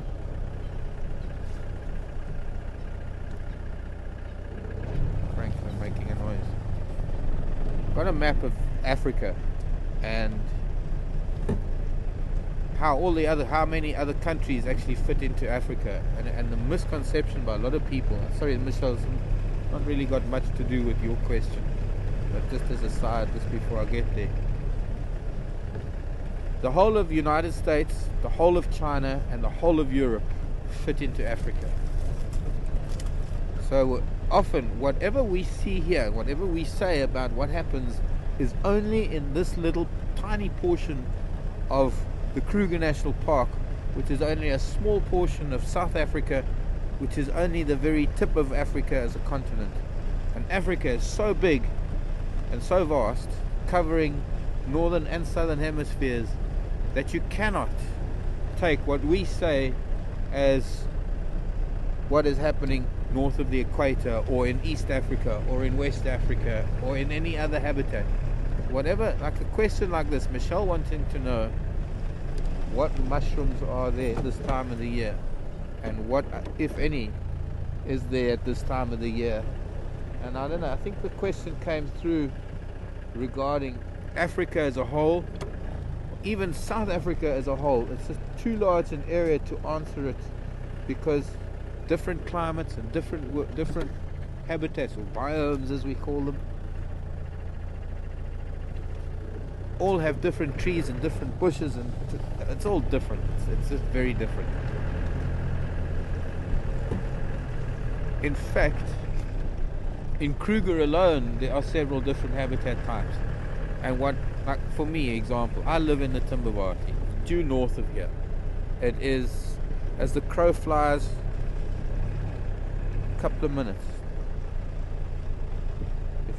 if it's a fast crow. In a straight line, it's maybe 50 kilometers, the most, not even, in fact, yeah, maybe 50 kilometers at the most.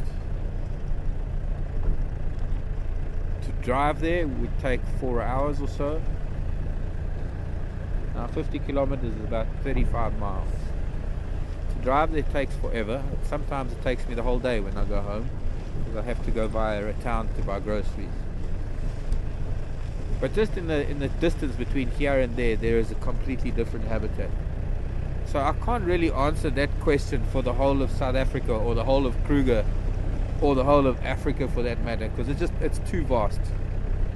But I can answer the question for here at Djuma Game Reserve, and that is only here, because as small as the Sabi Sand is, and the Sabi Sand is about this big compared to the Kruger National Park. If you look at something this big versus the Kruger National Park, if the whole vehicle was the Kruger, the Sabi Sand would be about this big. And even in the small portion of the Sabi Sand, they're different habitats and they're different climates. And down by the river, both the Sabi and the Sand River, it's an entirely different scenario. So I can't even say what I might answer a question about things here in Juma, it doesn't go for the southern part of the Sabi Sand because it's different there. So questions that are very general about things like are there mushrooms and what is fruiting at this time of the year, I'll only answer for here because I can't answer for the whole of a greater area, and I hope you can understand that. But no, mushrooms not at this time of the year. Mushrooms need moisture and warmth. It's a little bit too cold and it's way too dry. It's the time of the year when mushroom spores and fungus spores are being spread because there's wind and dust. Well, this is a very big herd of buffalo. It's very well spread out. Most of them seem to have left the dam already. We'll just stop here.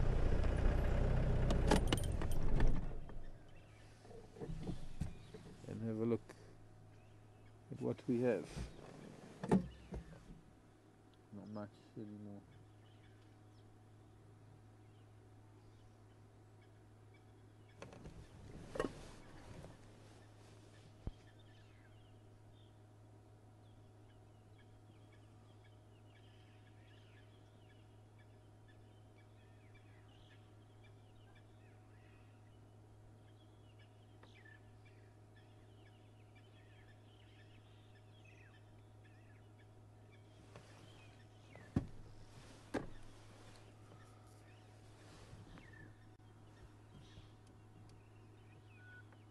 Although having said that, a little bit of rain we had just before full moon last week,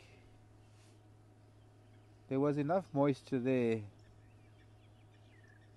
to have produced a couple of mushrooms. I noticed that day, the day after rather, but they were very small.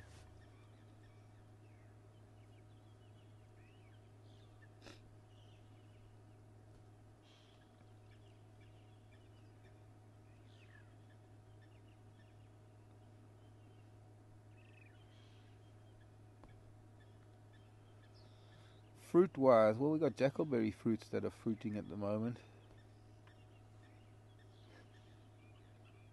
I see a tree in the distance doing a dance. Probably a buffalo rubbing its horns against a tree, more than an elephant maybe.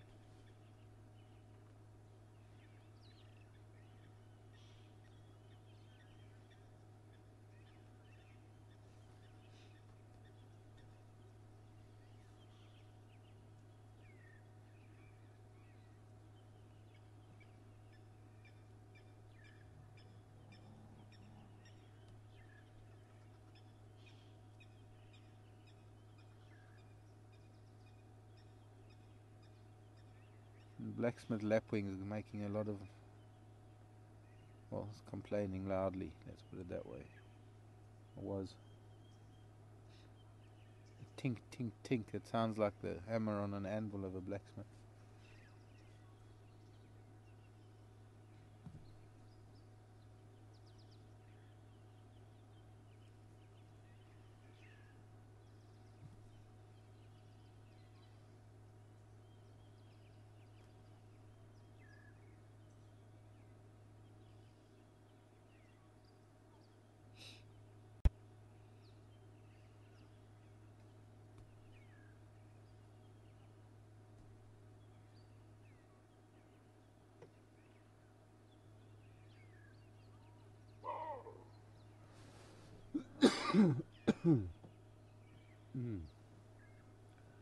Tank man from the Gari gang has just shouted. He's seen something.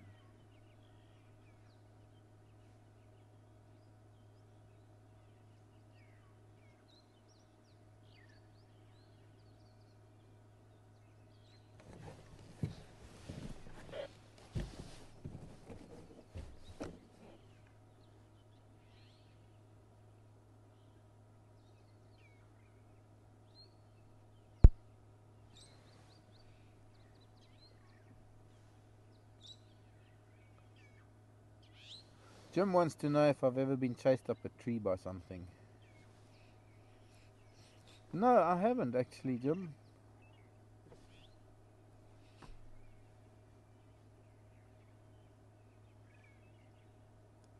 But I'm sorry I've even mentioned it now, because now we're tempting fate.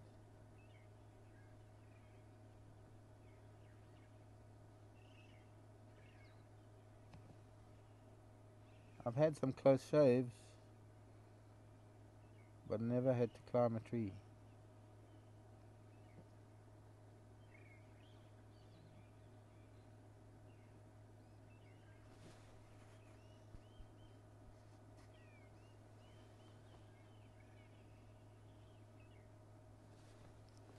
Well, pity the baboon didn't bark anymore. Couldn't have seen something important.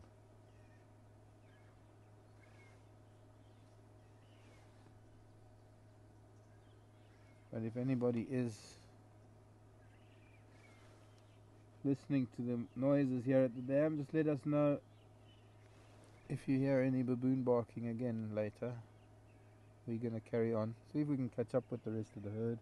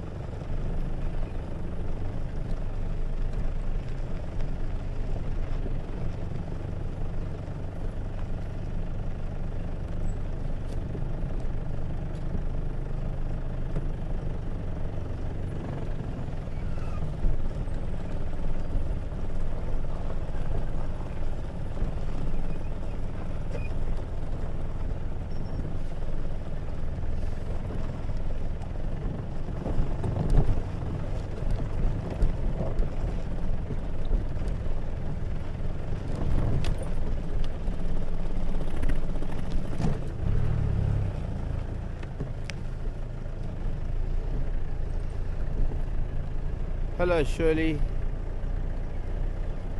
Wanting to know approximately how many giraffe are in the park. I can't remember the number, Shirley. I'll have to request info from Penny on that regard.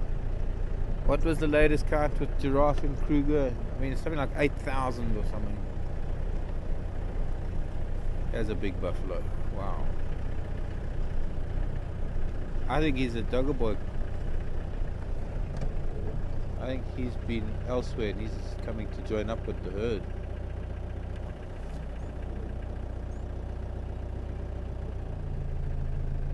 Sniffing around like a dog.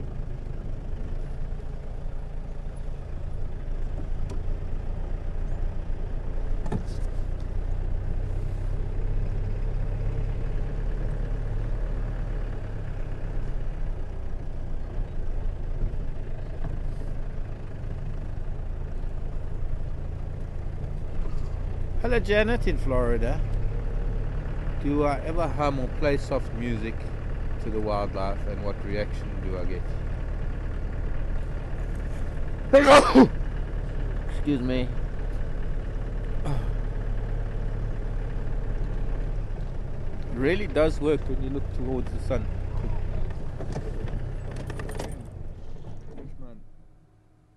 Yeah. Buffalo. I mean baboon. Baboon was barking again.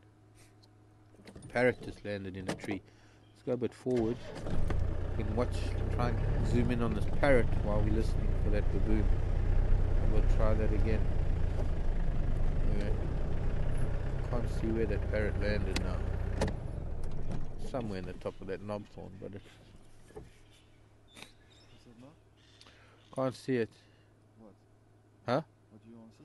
A parrot somewhere at Oh. the tall tree at the back there, that knobthorn at the back, the one without the seeds. That must be on the other side of that crown. Janet, I hum all the time. And sometimes at home I play a bit of music. And the wildlife don't react at all.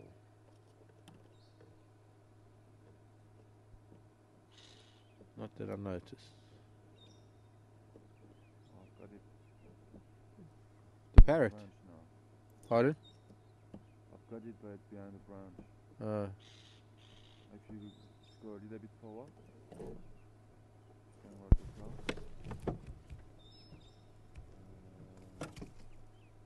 Not enough. not enough. Oh, that's fine. I'm coming back.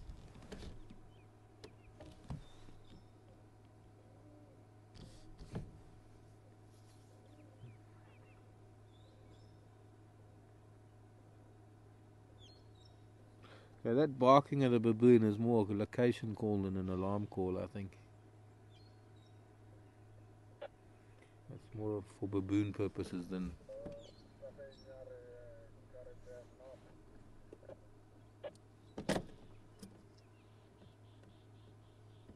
Okay.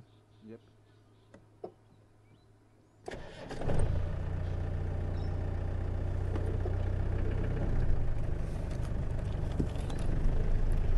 Sherilyn, thank you for the info about baboons barking, but it's when they become incessant that it might be a predator. I've heard 2 barks and just very well spaced. It's not alarming, it's just barking. That's just a big male baboon just shouting out to let... There, I just heard him again now. Well, you know, we can always go back and have a look. Not, won't hurt. Go back that way to look.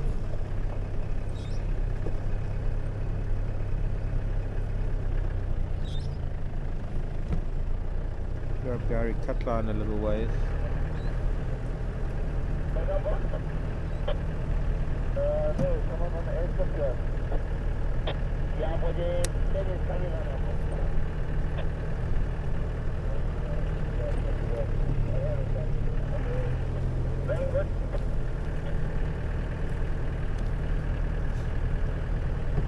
More giraffe.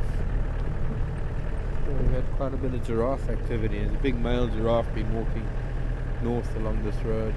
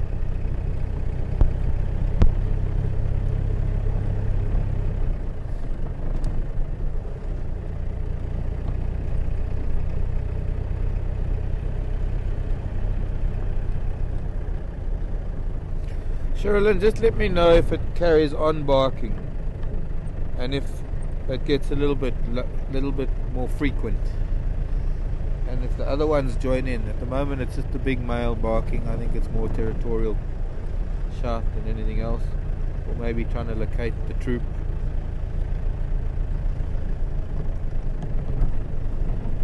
It's the kind of bark where he's shouting and then he's waiting for an answer rather than an alarm call. But if it starts getting really close together and then you know it's a predator.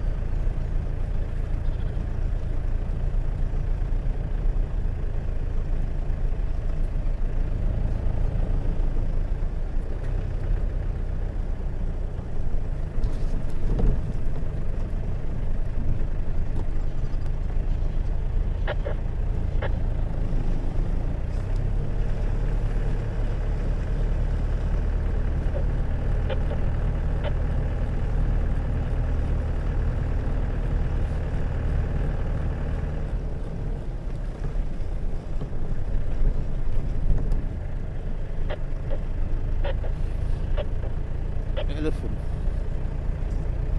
Gone that way.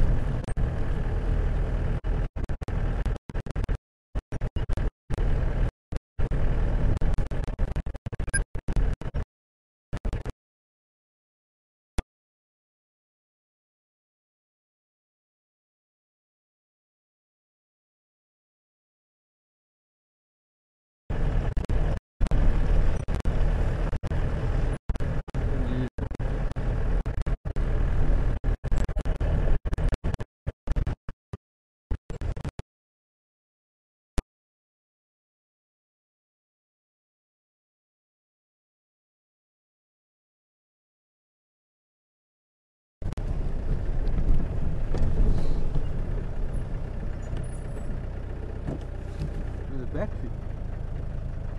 There's a battery. Picture. Picture. Oh yeah, we're back.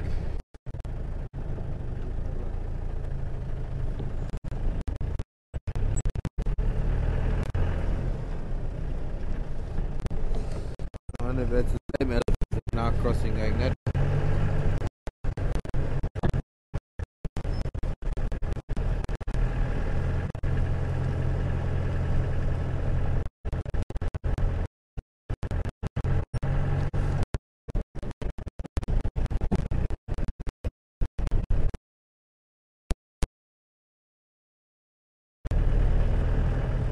On again. Back again. On again. Back again.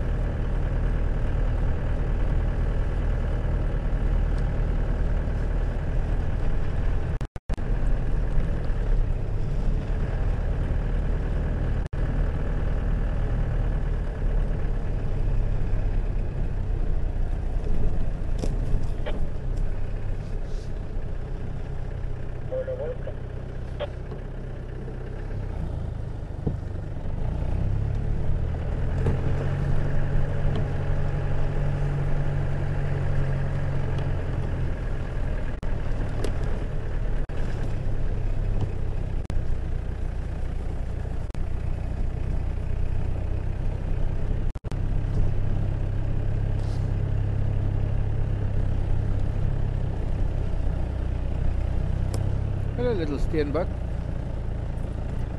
Sleeping in the dark, blackened ground. Where's your other ear? Oh, it's pointing backwards.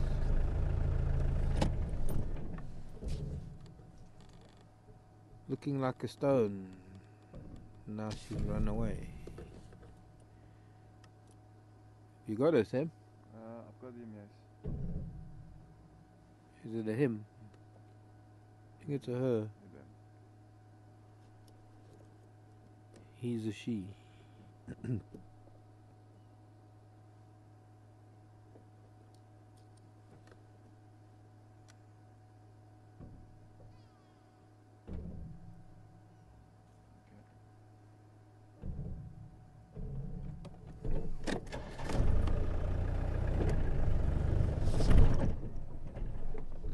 Oops.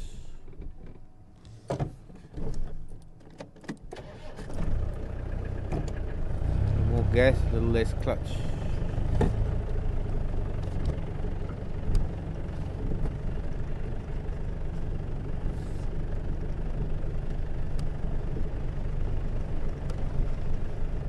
Push is gonna watch if we can watch this. Is that toileting? just scraped a little bit with her feet. Don't know if she's going to do more than just urinate.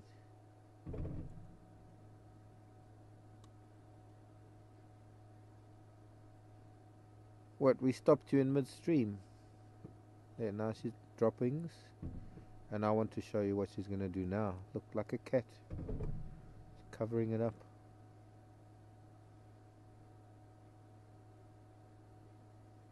Only antelope that does this.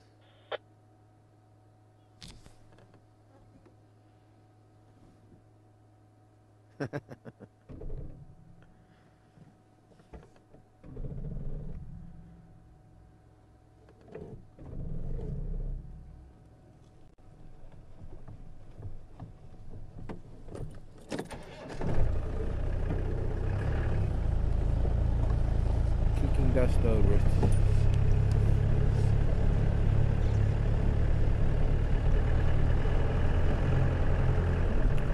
Bye-bye, little girl.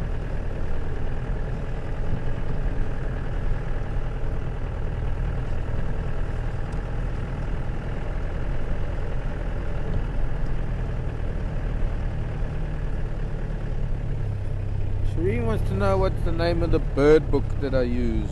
Well, a number of different books, Shireen. For this area I use Newman's Birds of Kruger or the Cecil Bird Book.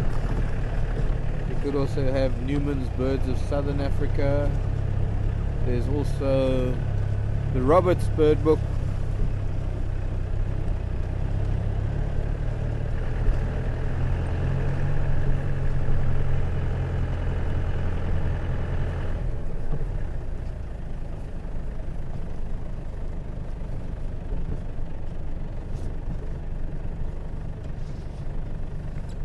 Heffalumps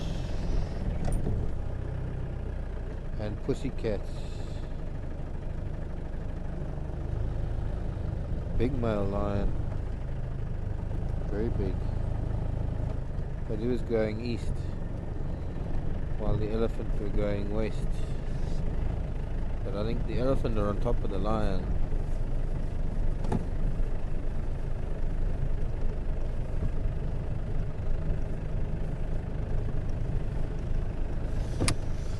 Can come in.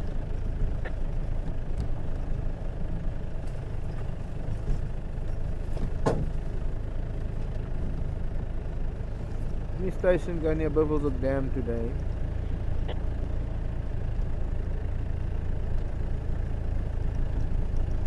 I guess it's one of those days, not talk to Mark day.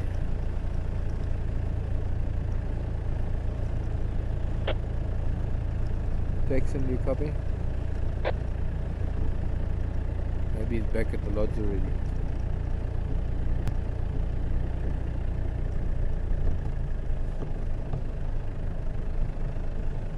Maybe we'll go and follow up on these line tracks this afternoon.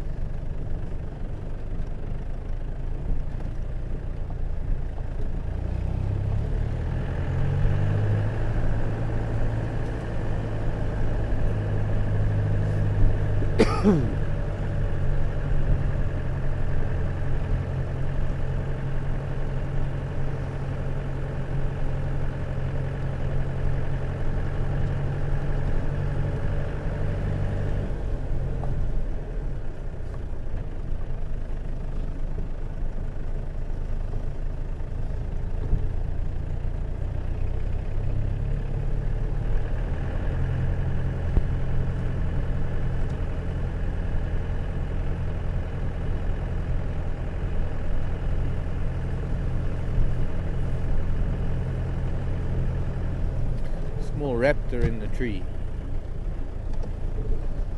In this marula tree. Lovely straight little tail. And there's a lilac-breasted roller shouting at it.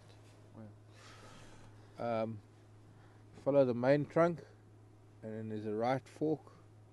It's like just off 12 o'clock. Yeah, that is.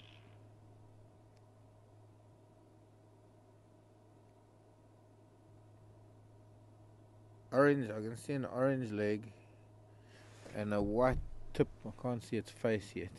And a white tip to the tail, and that would be important. That little white band at the tip of the tail. It might be enough information, just that and the orange legs, to give me an idea. Let me see. Let me go through my raptor book. Talking about bird books, I use a separate book for raptors, and this is a book by Alan and Meg Kemp, and it's called The Birds of Prey of Africa and Its Islands. And I'm busy in the chapter with goshawks and sparrowhawks, and it's too small for a gabar. It's not a lizard, but no, tail's too short, too long, straight for a lizard buzzard. I'm thinking something like little banded goshawk or something. Pale chantings, none of the goshawks, the big goshawks. So let's go from gabar. There's some swifts flying around too. Not a November. It's not a rufous breasted down near in the Cape. It is not a Madagascar. They're only in Madagascar. It's not a Eurasian because they don't come here. It's not a Shikra. Could be a no, its legs are too red for a Shikra. Has it turned its head yet? Yeah, it does sometimes. What colour is the eye and what colour is the beak? Beak is yellow. Beak is yellow. Same colour as the feet or yellower than the feet? Can't see his feet there. I saw his feet, like deep orange. His eyes are black, I think. Black? African goshawk is the one that's got a very distinct pale tip to the tail.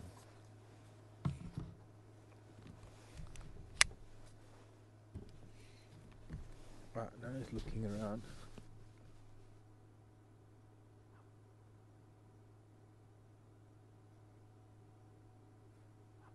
It does have a black eye, dark eye.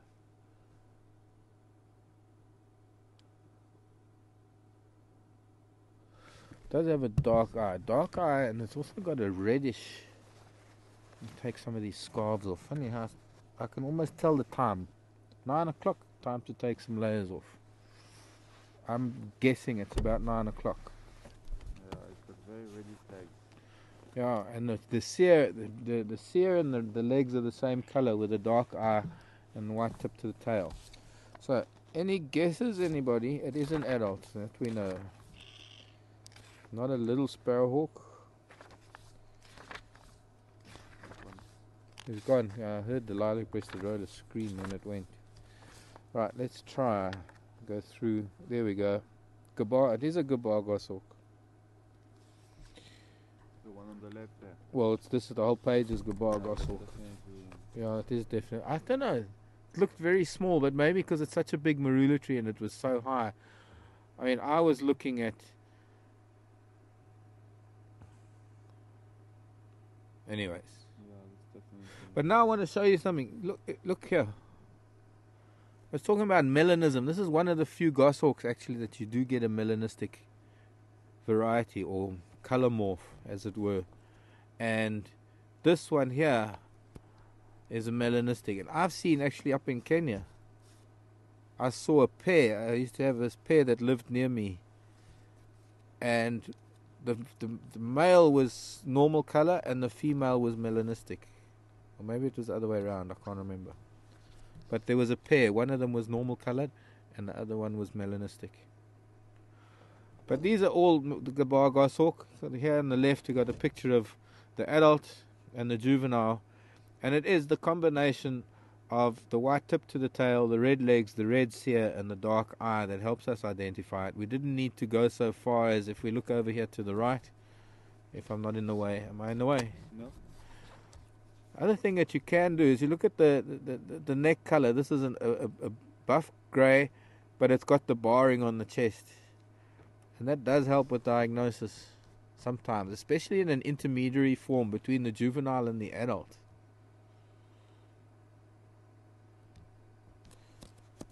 when the sear in the legs aren't fully developed yet. So there we go, a gabar goshawk. Okay. And there, this was for those who wanting bird know about my books. This is the Thistle Birds. It's a nice book. It's a great field guide because it's got this like laminated cover. It comes with this like laminated cover, so it's ideal for field use. And I've had this one since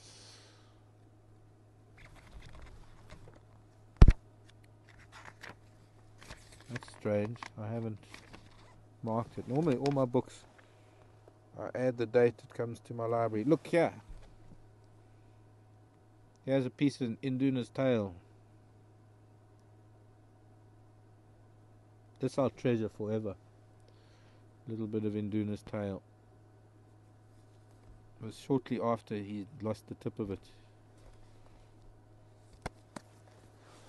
My books are full of feathers and reptiles' shedded skins and leaves, some flowers, not sunflower, but some flowers that I've picked and pressed.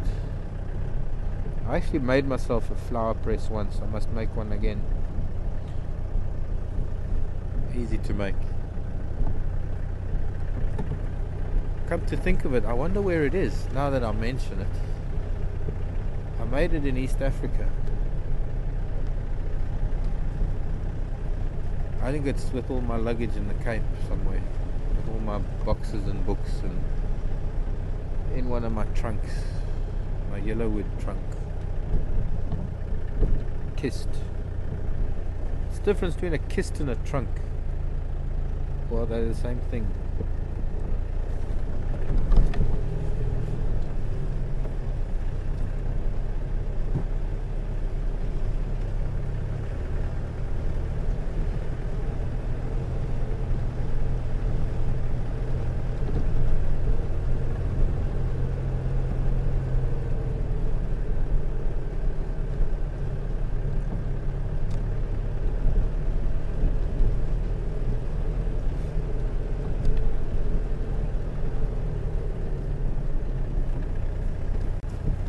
What was that?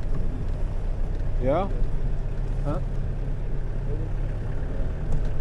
Okay, well we'll find them maybe on Google Road.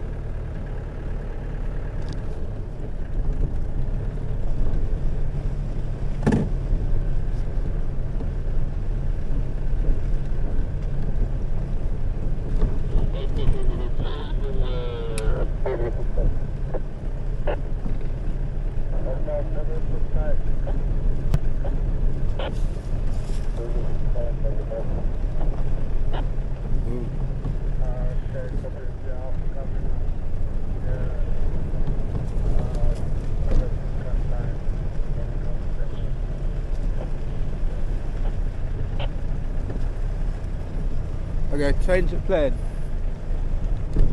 Change of plan. There's a, oh, maybe not so much change of plan. Giant elephant. But they've just picked up 2 leopards up on Biffles of Katla. And, oh, sorry, Seb. And well, those leopards could go north. Wow, look at this guy. He's 20 foot tall.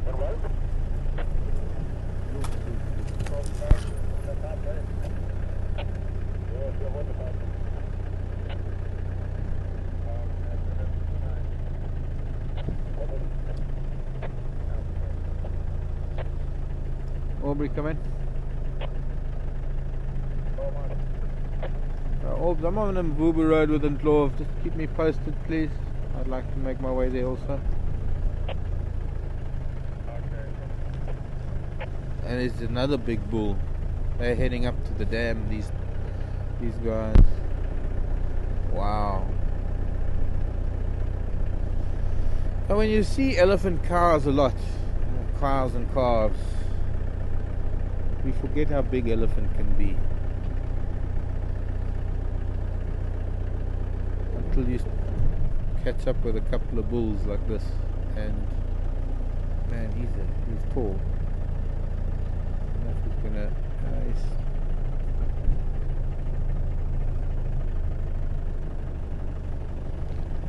Alan the camel was guessing pale chanting goshawk. No, Alan.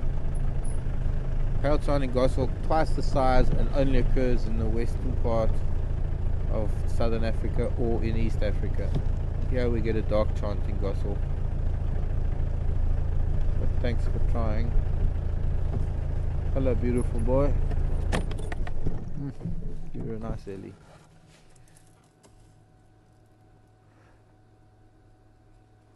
Seems. I have to change the battery. Mark? Mark? I'm just listening to Tara. Sorry, my brain kind of nearly explodes when I've got too much.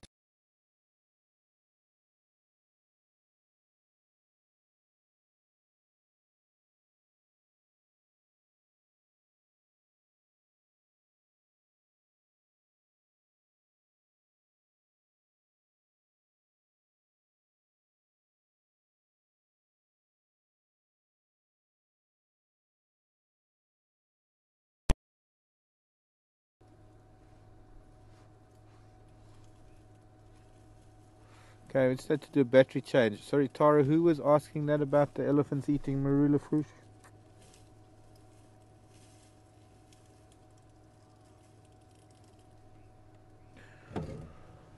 Hello, Donna.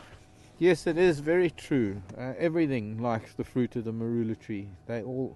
Every animal, almost all animals eat it. All herbivores. Impala, kudu. And yeah, they will. There was a movie that came out in the 70s that portrayed elephants getting drunk on marula fruit, and unfortunately, it doesn't happen.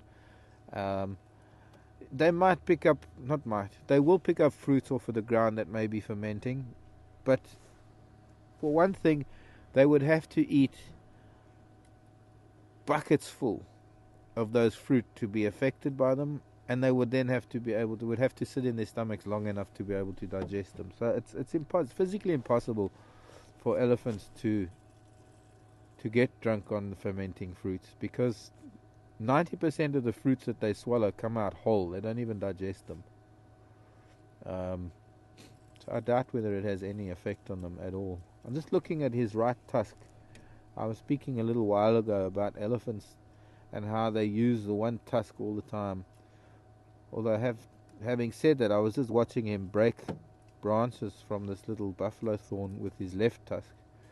But it looks like he uses his right tusk more, because at the tip of his tusk he's got a very distinct groove that he will use to lever, as a lever to break branches. We'll see if he'll do it again now. But he's using his left tusk now. He doesn't have the groove there, but come on. There you go. Might be just using his left because he can't get his right tusk at it. But he definitely uses his right more than his left.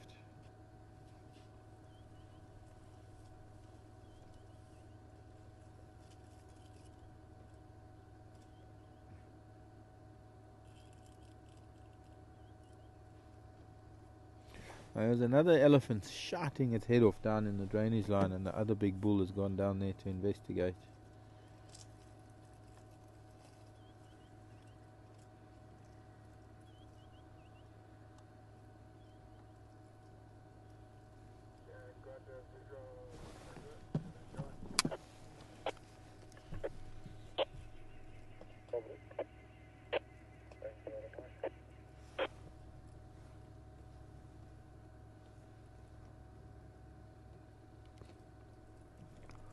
Are they static, Aubrey?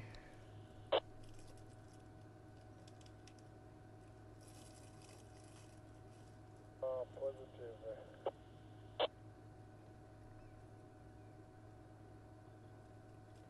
Aubrey, they're looking for watching what fog the chairman is.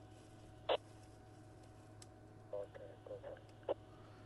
Flattening all the thorns before he trying to sort of comb all the thorns into one direction before he puts it in his mouth.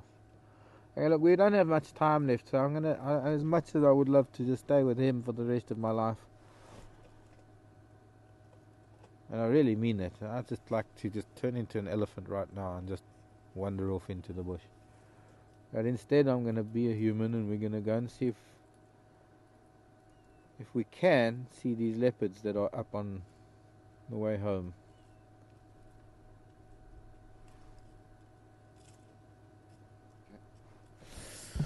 Bye boy.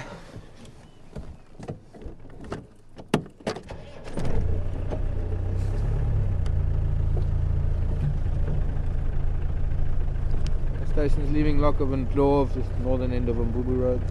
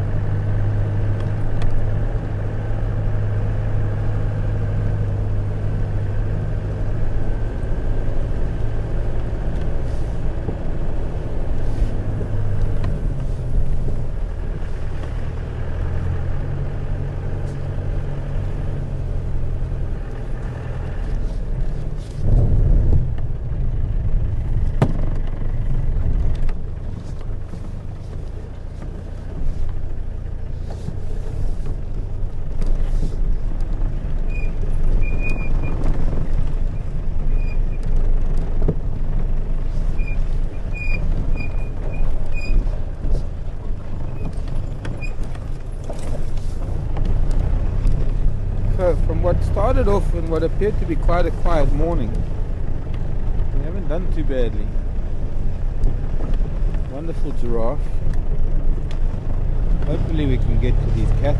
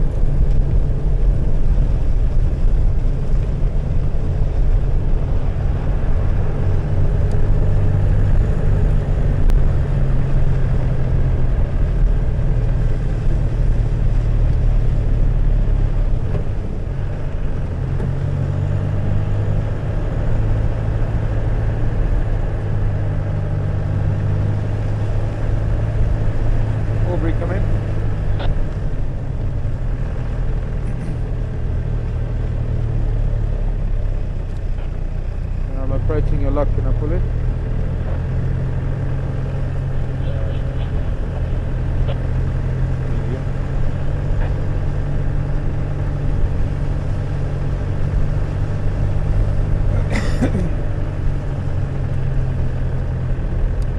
So,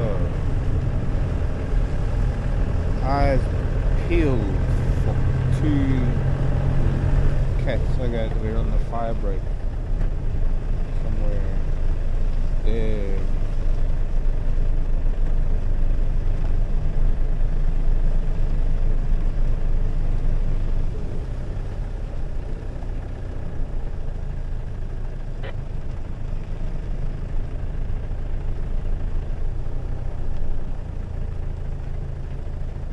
Have you seen anything yet, Sid?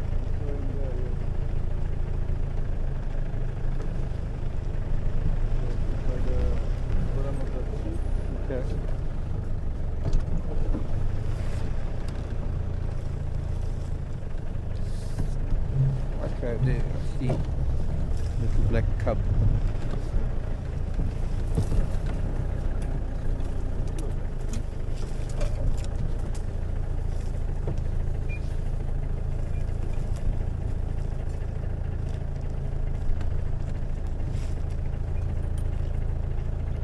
to stop here because the one youngster is a little bit nervous.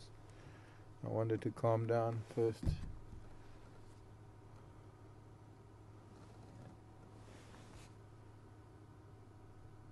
They're getting so big. Can't believe it. Who's that? One, the Karula's children. No way. Yeah.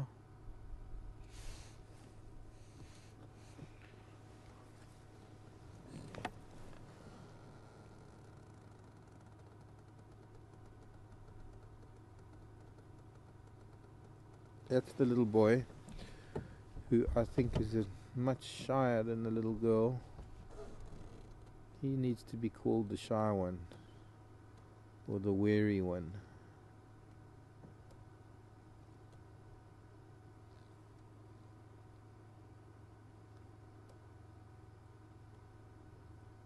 I don't know when we're going to name them. I'll speak to the guys. I'd like to be able to leave here knowing they have names.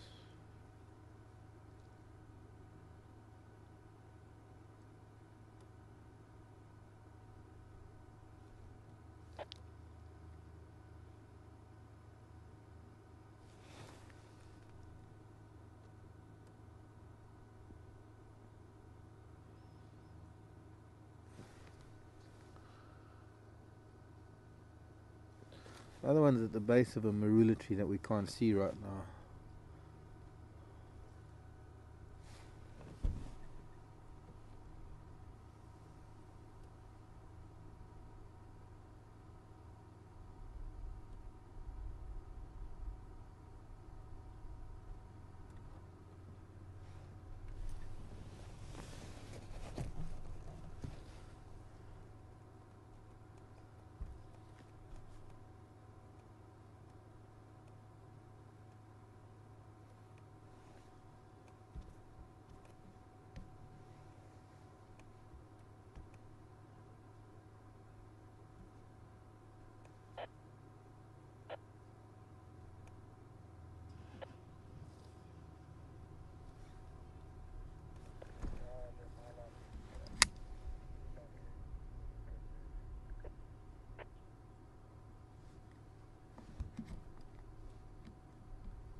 That might be where Karula is then. Karula. Yeah, positive. That's the family. Drive along Bow Road, go to Jericho. Drive along Barakata.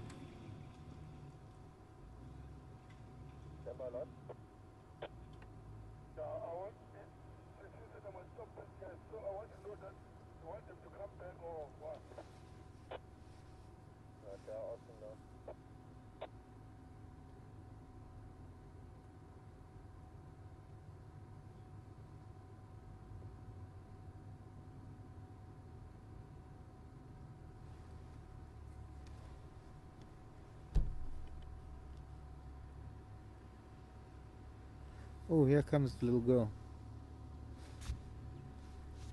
She's going to come into view.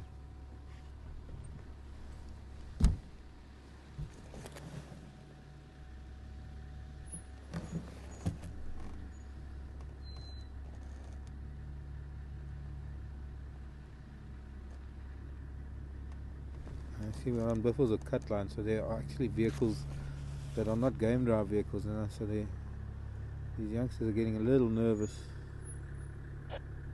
Left. You must come back. Okay.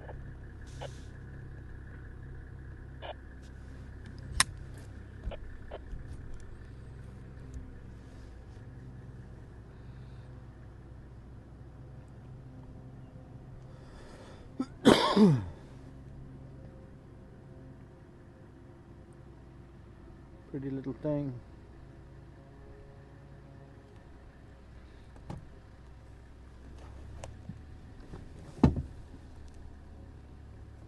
Am I in the way, Seb?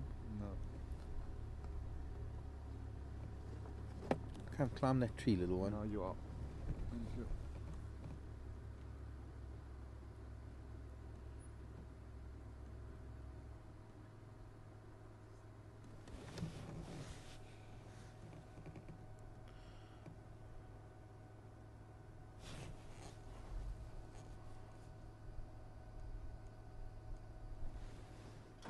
You still see her? No.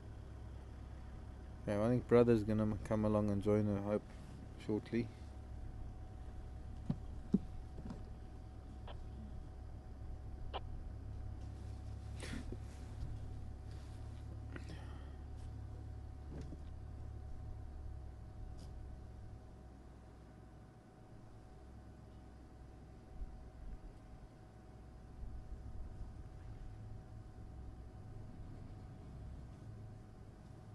Yeah, here he comes.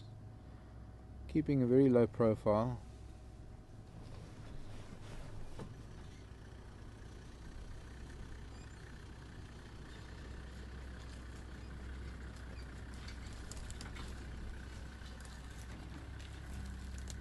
I think they want to get into thicker cover.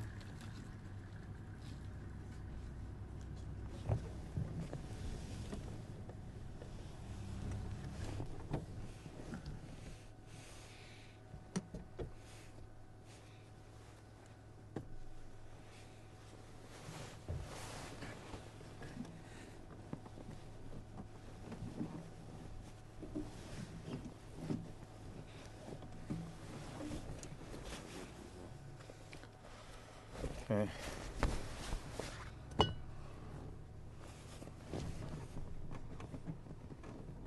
Just wait until that other vehicle's gone and then I'll move.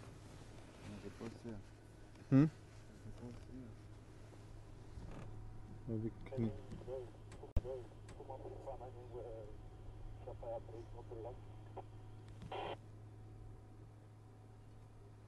Not an open lock.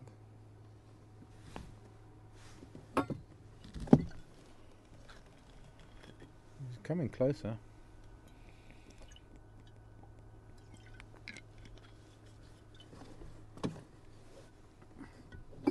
Maybe if I just go back a little bit. Or you go around. Like this. In here? Yeah. No, I don't want to. I want to do this.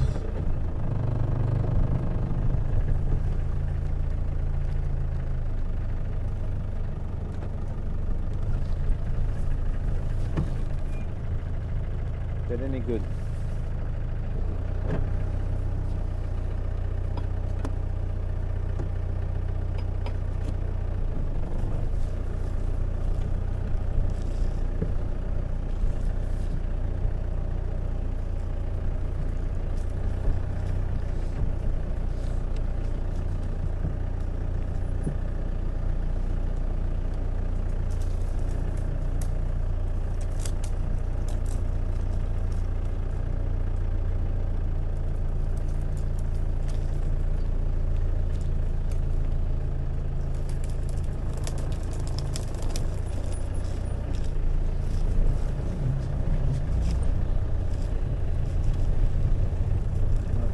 Across the road now.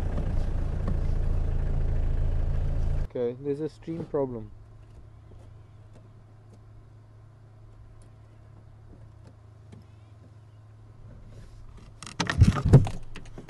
It's 22 anyway, so.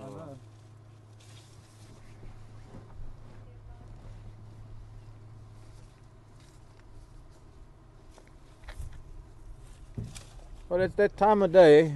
Just to check, I think we're live again. It sounds like there was a bit of a problem with the stream. I hope you managed to get to see those youngsters.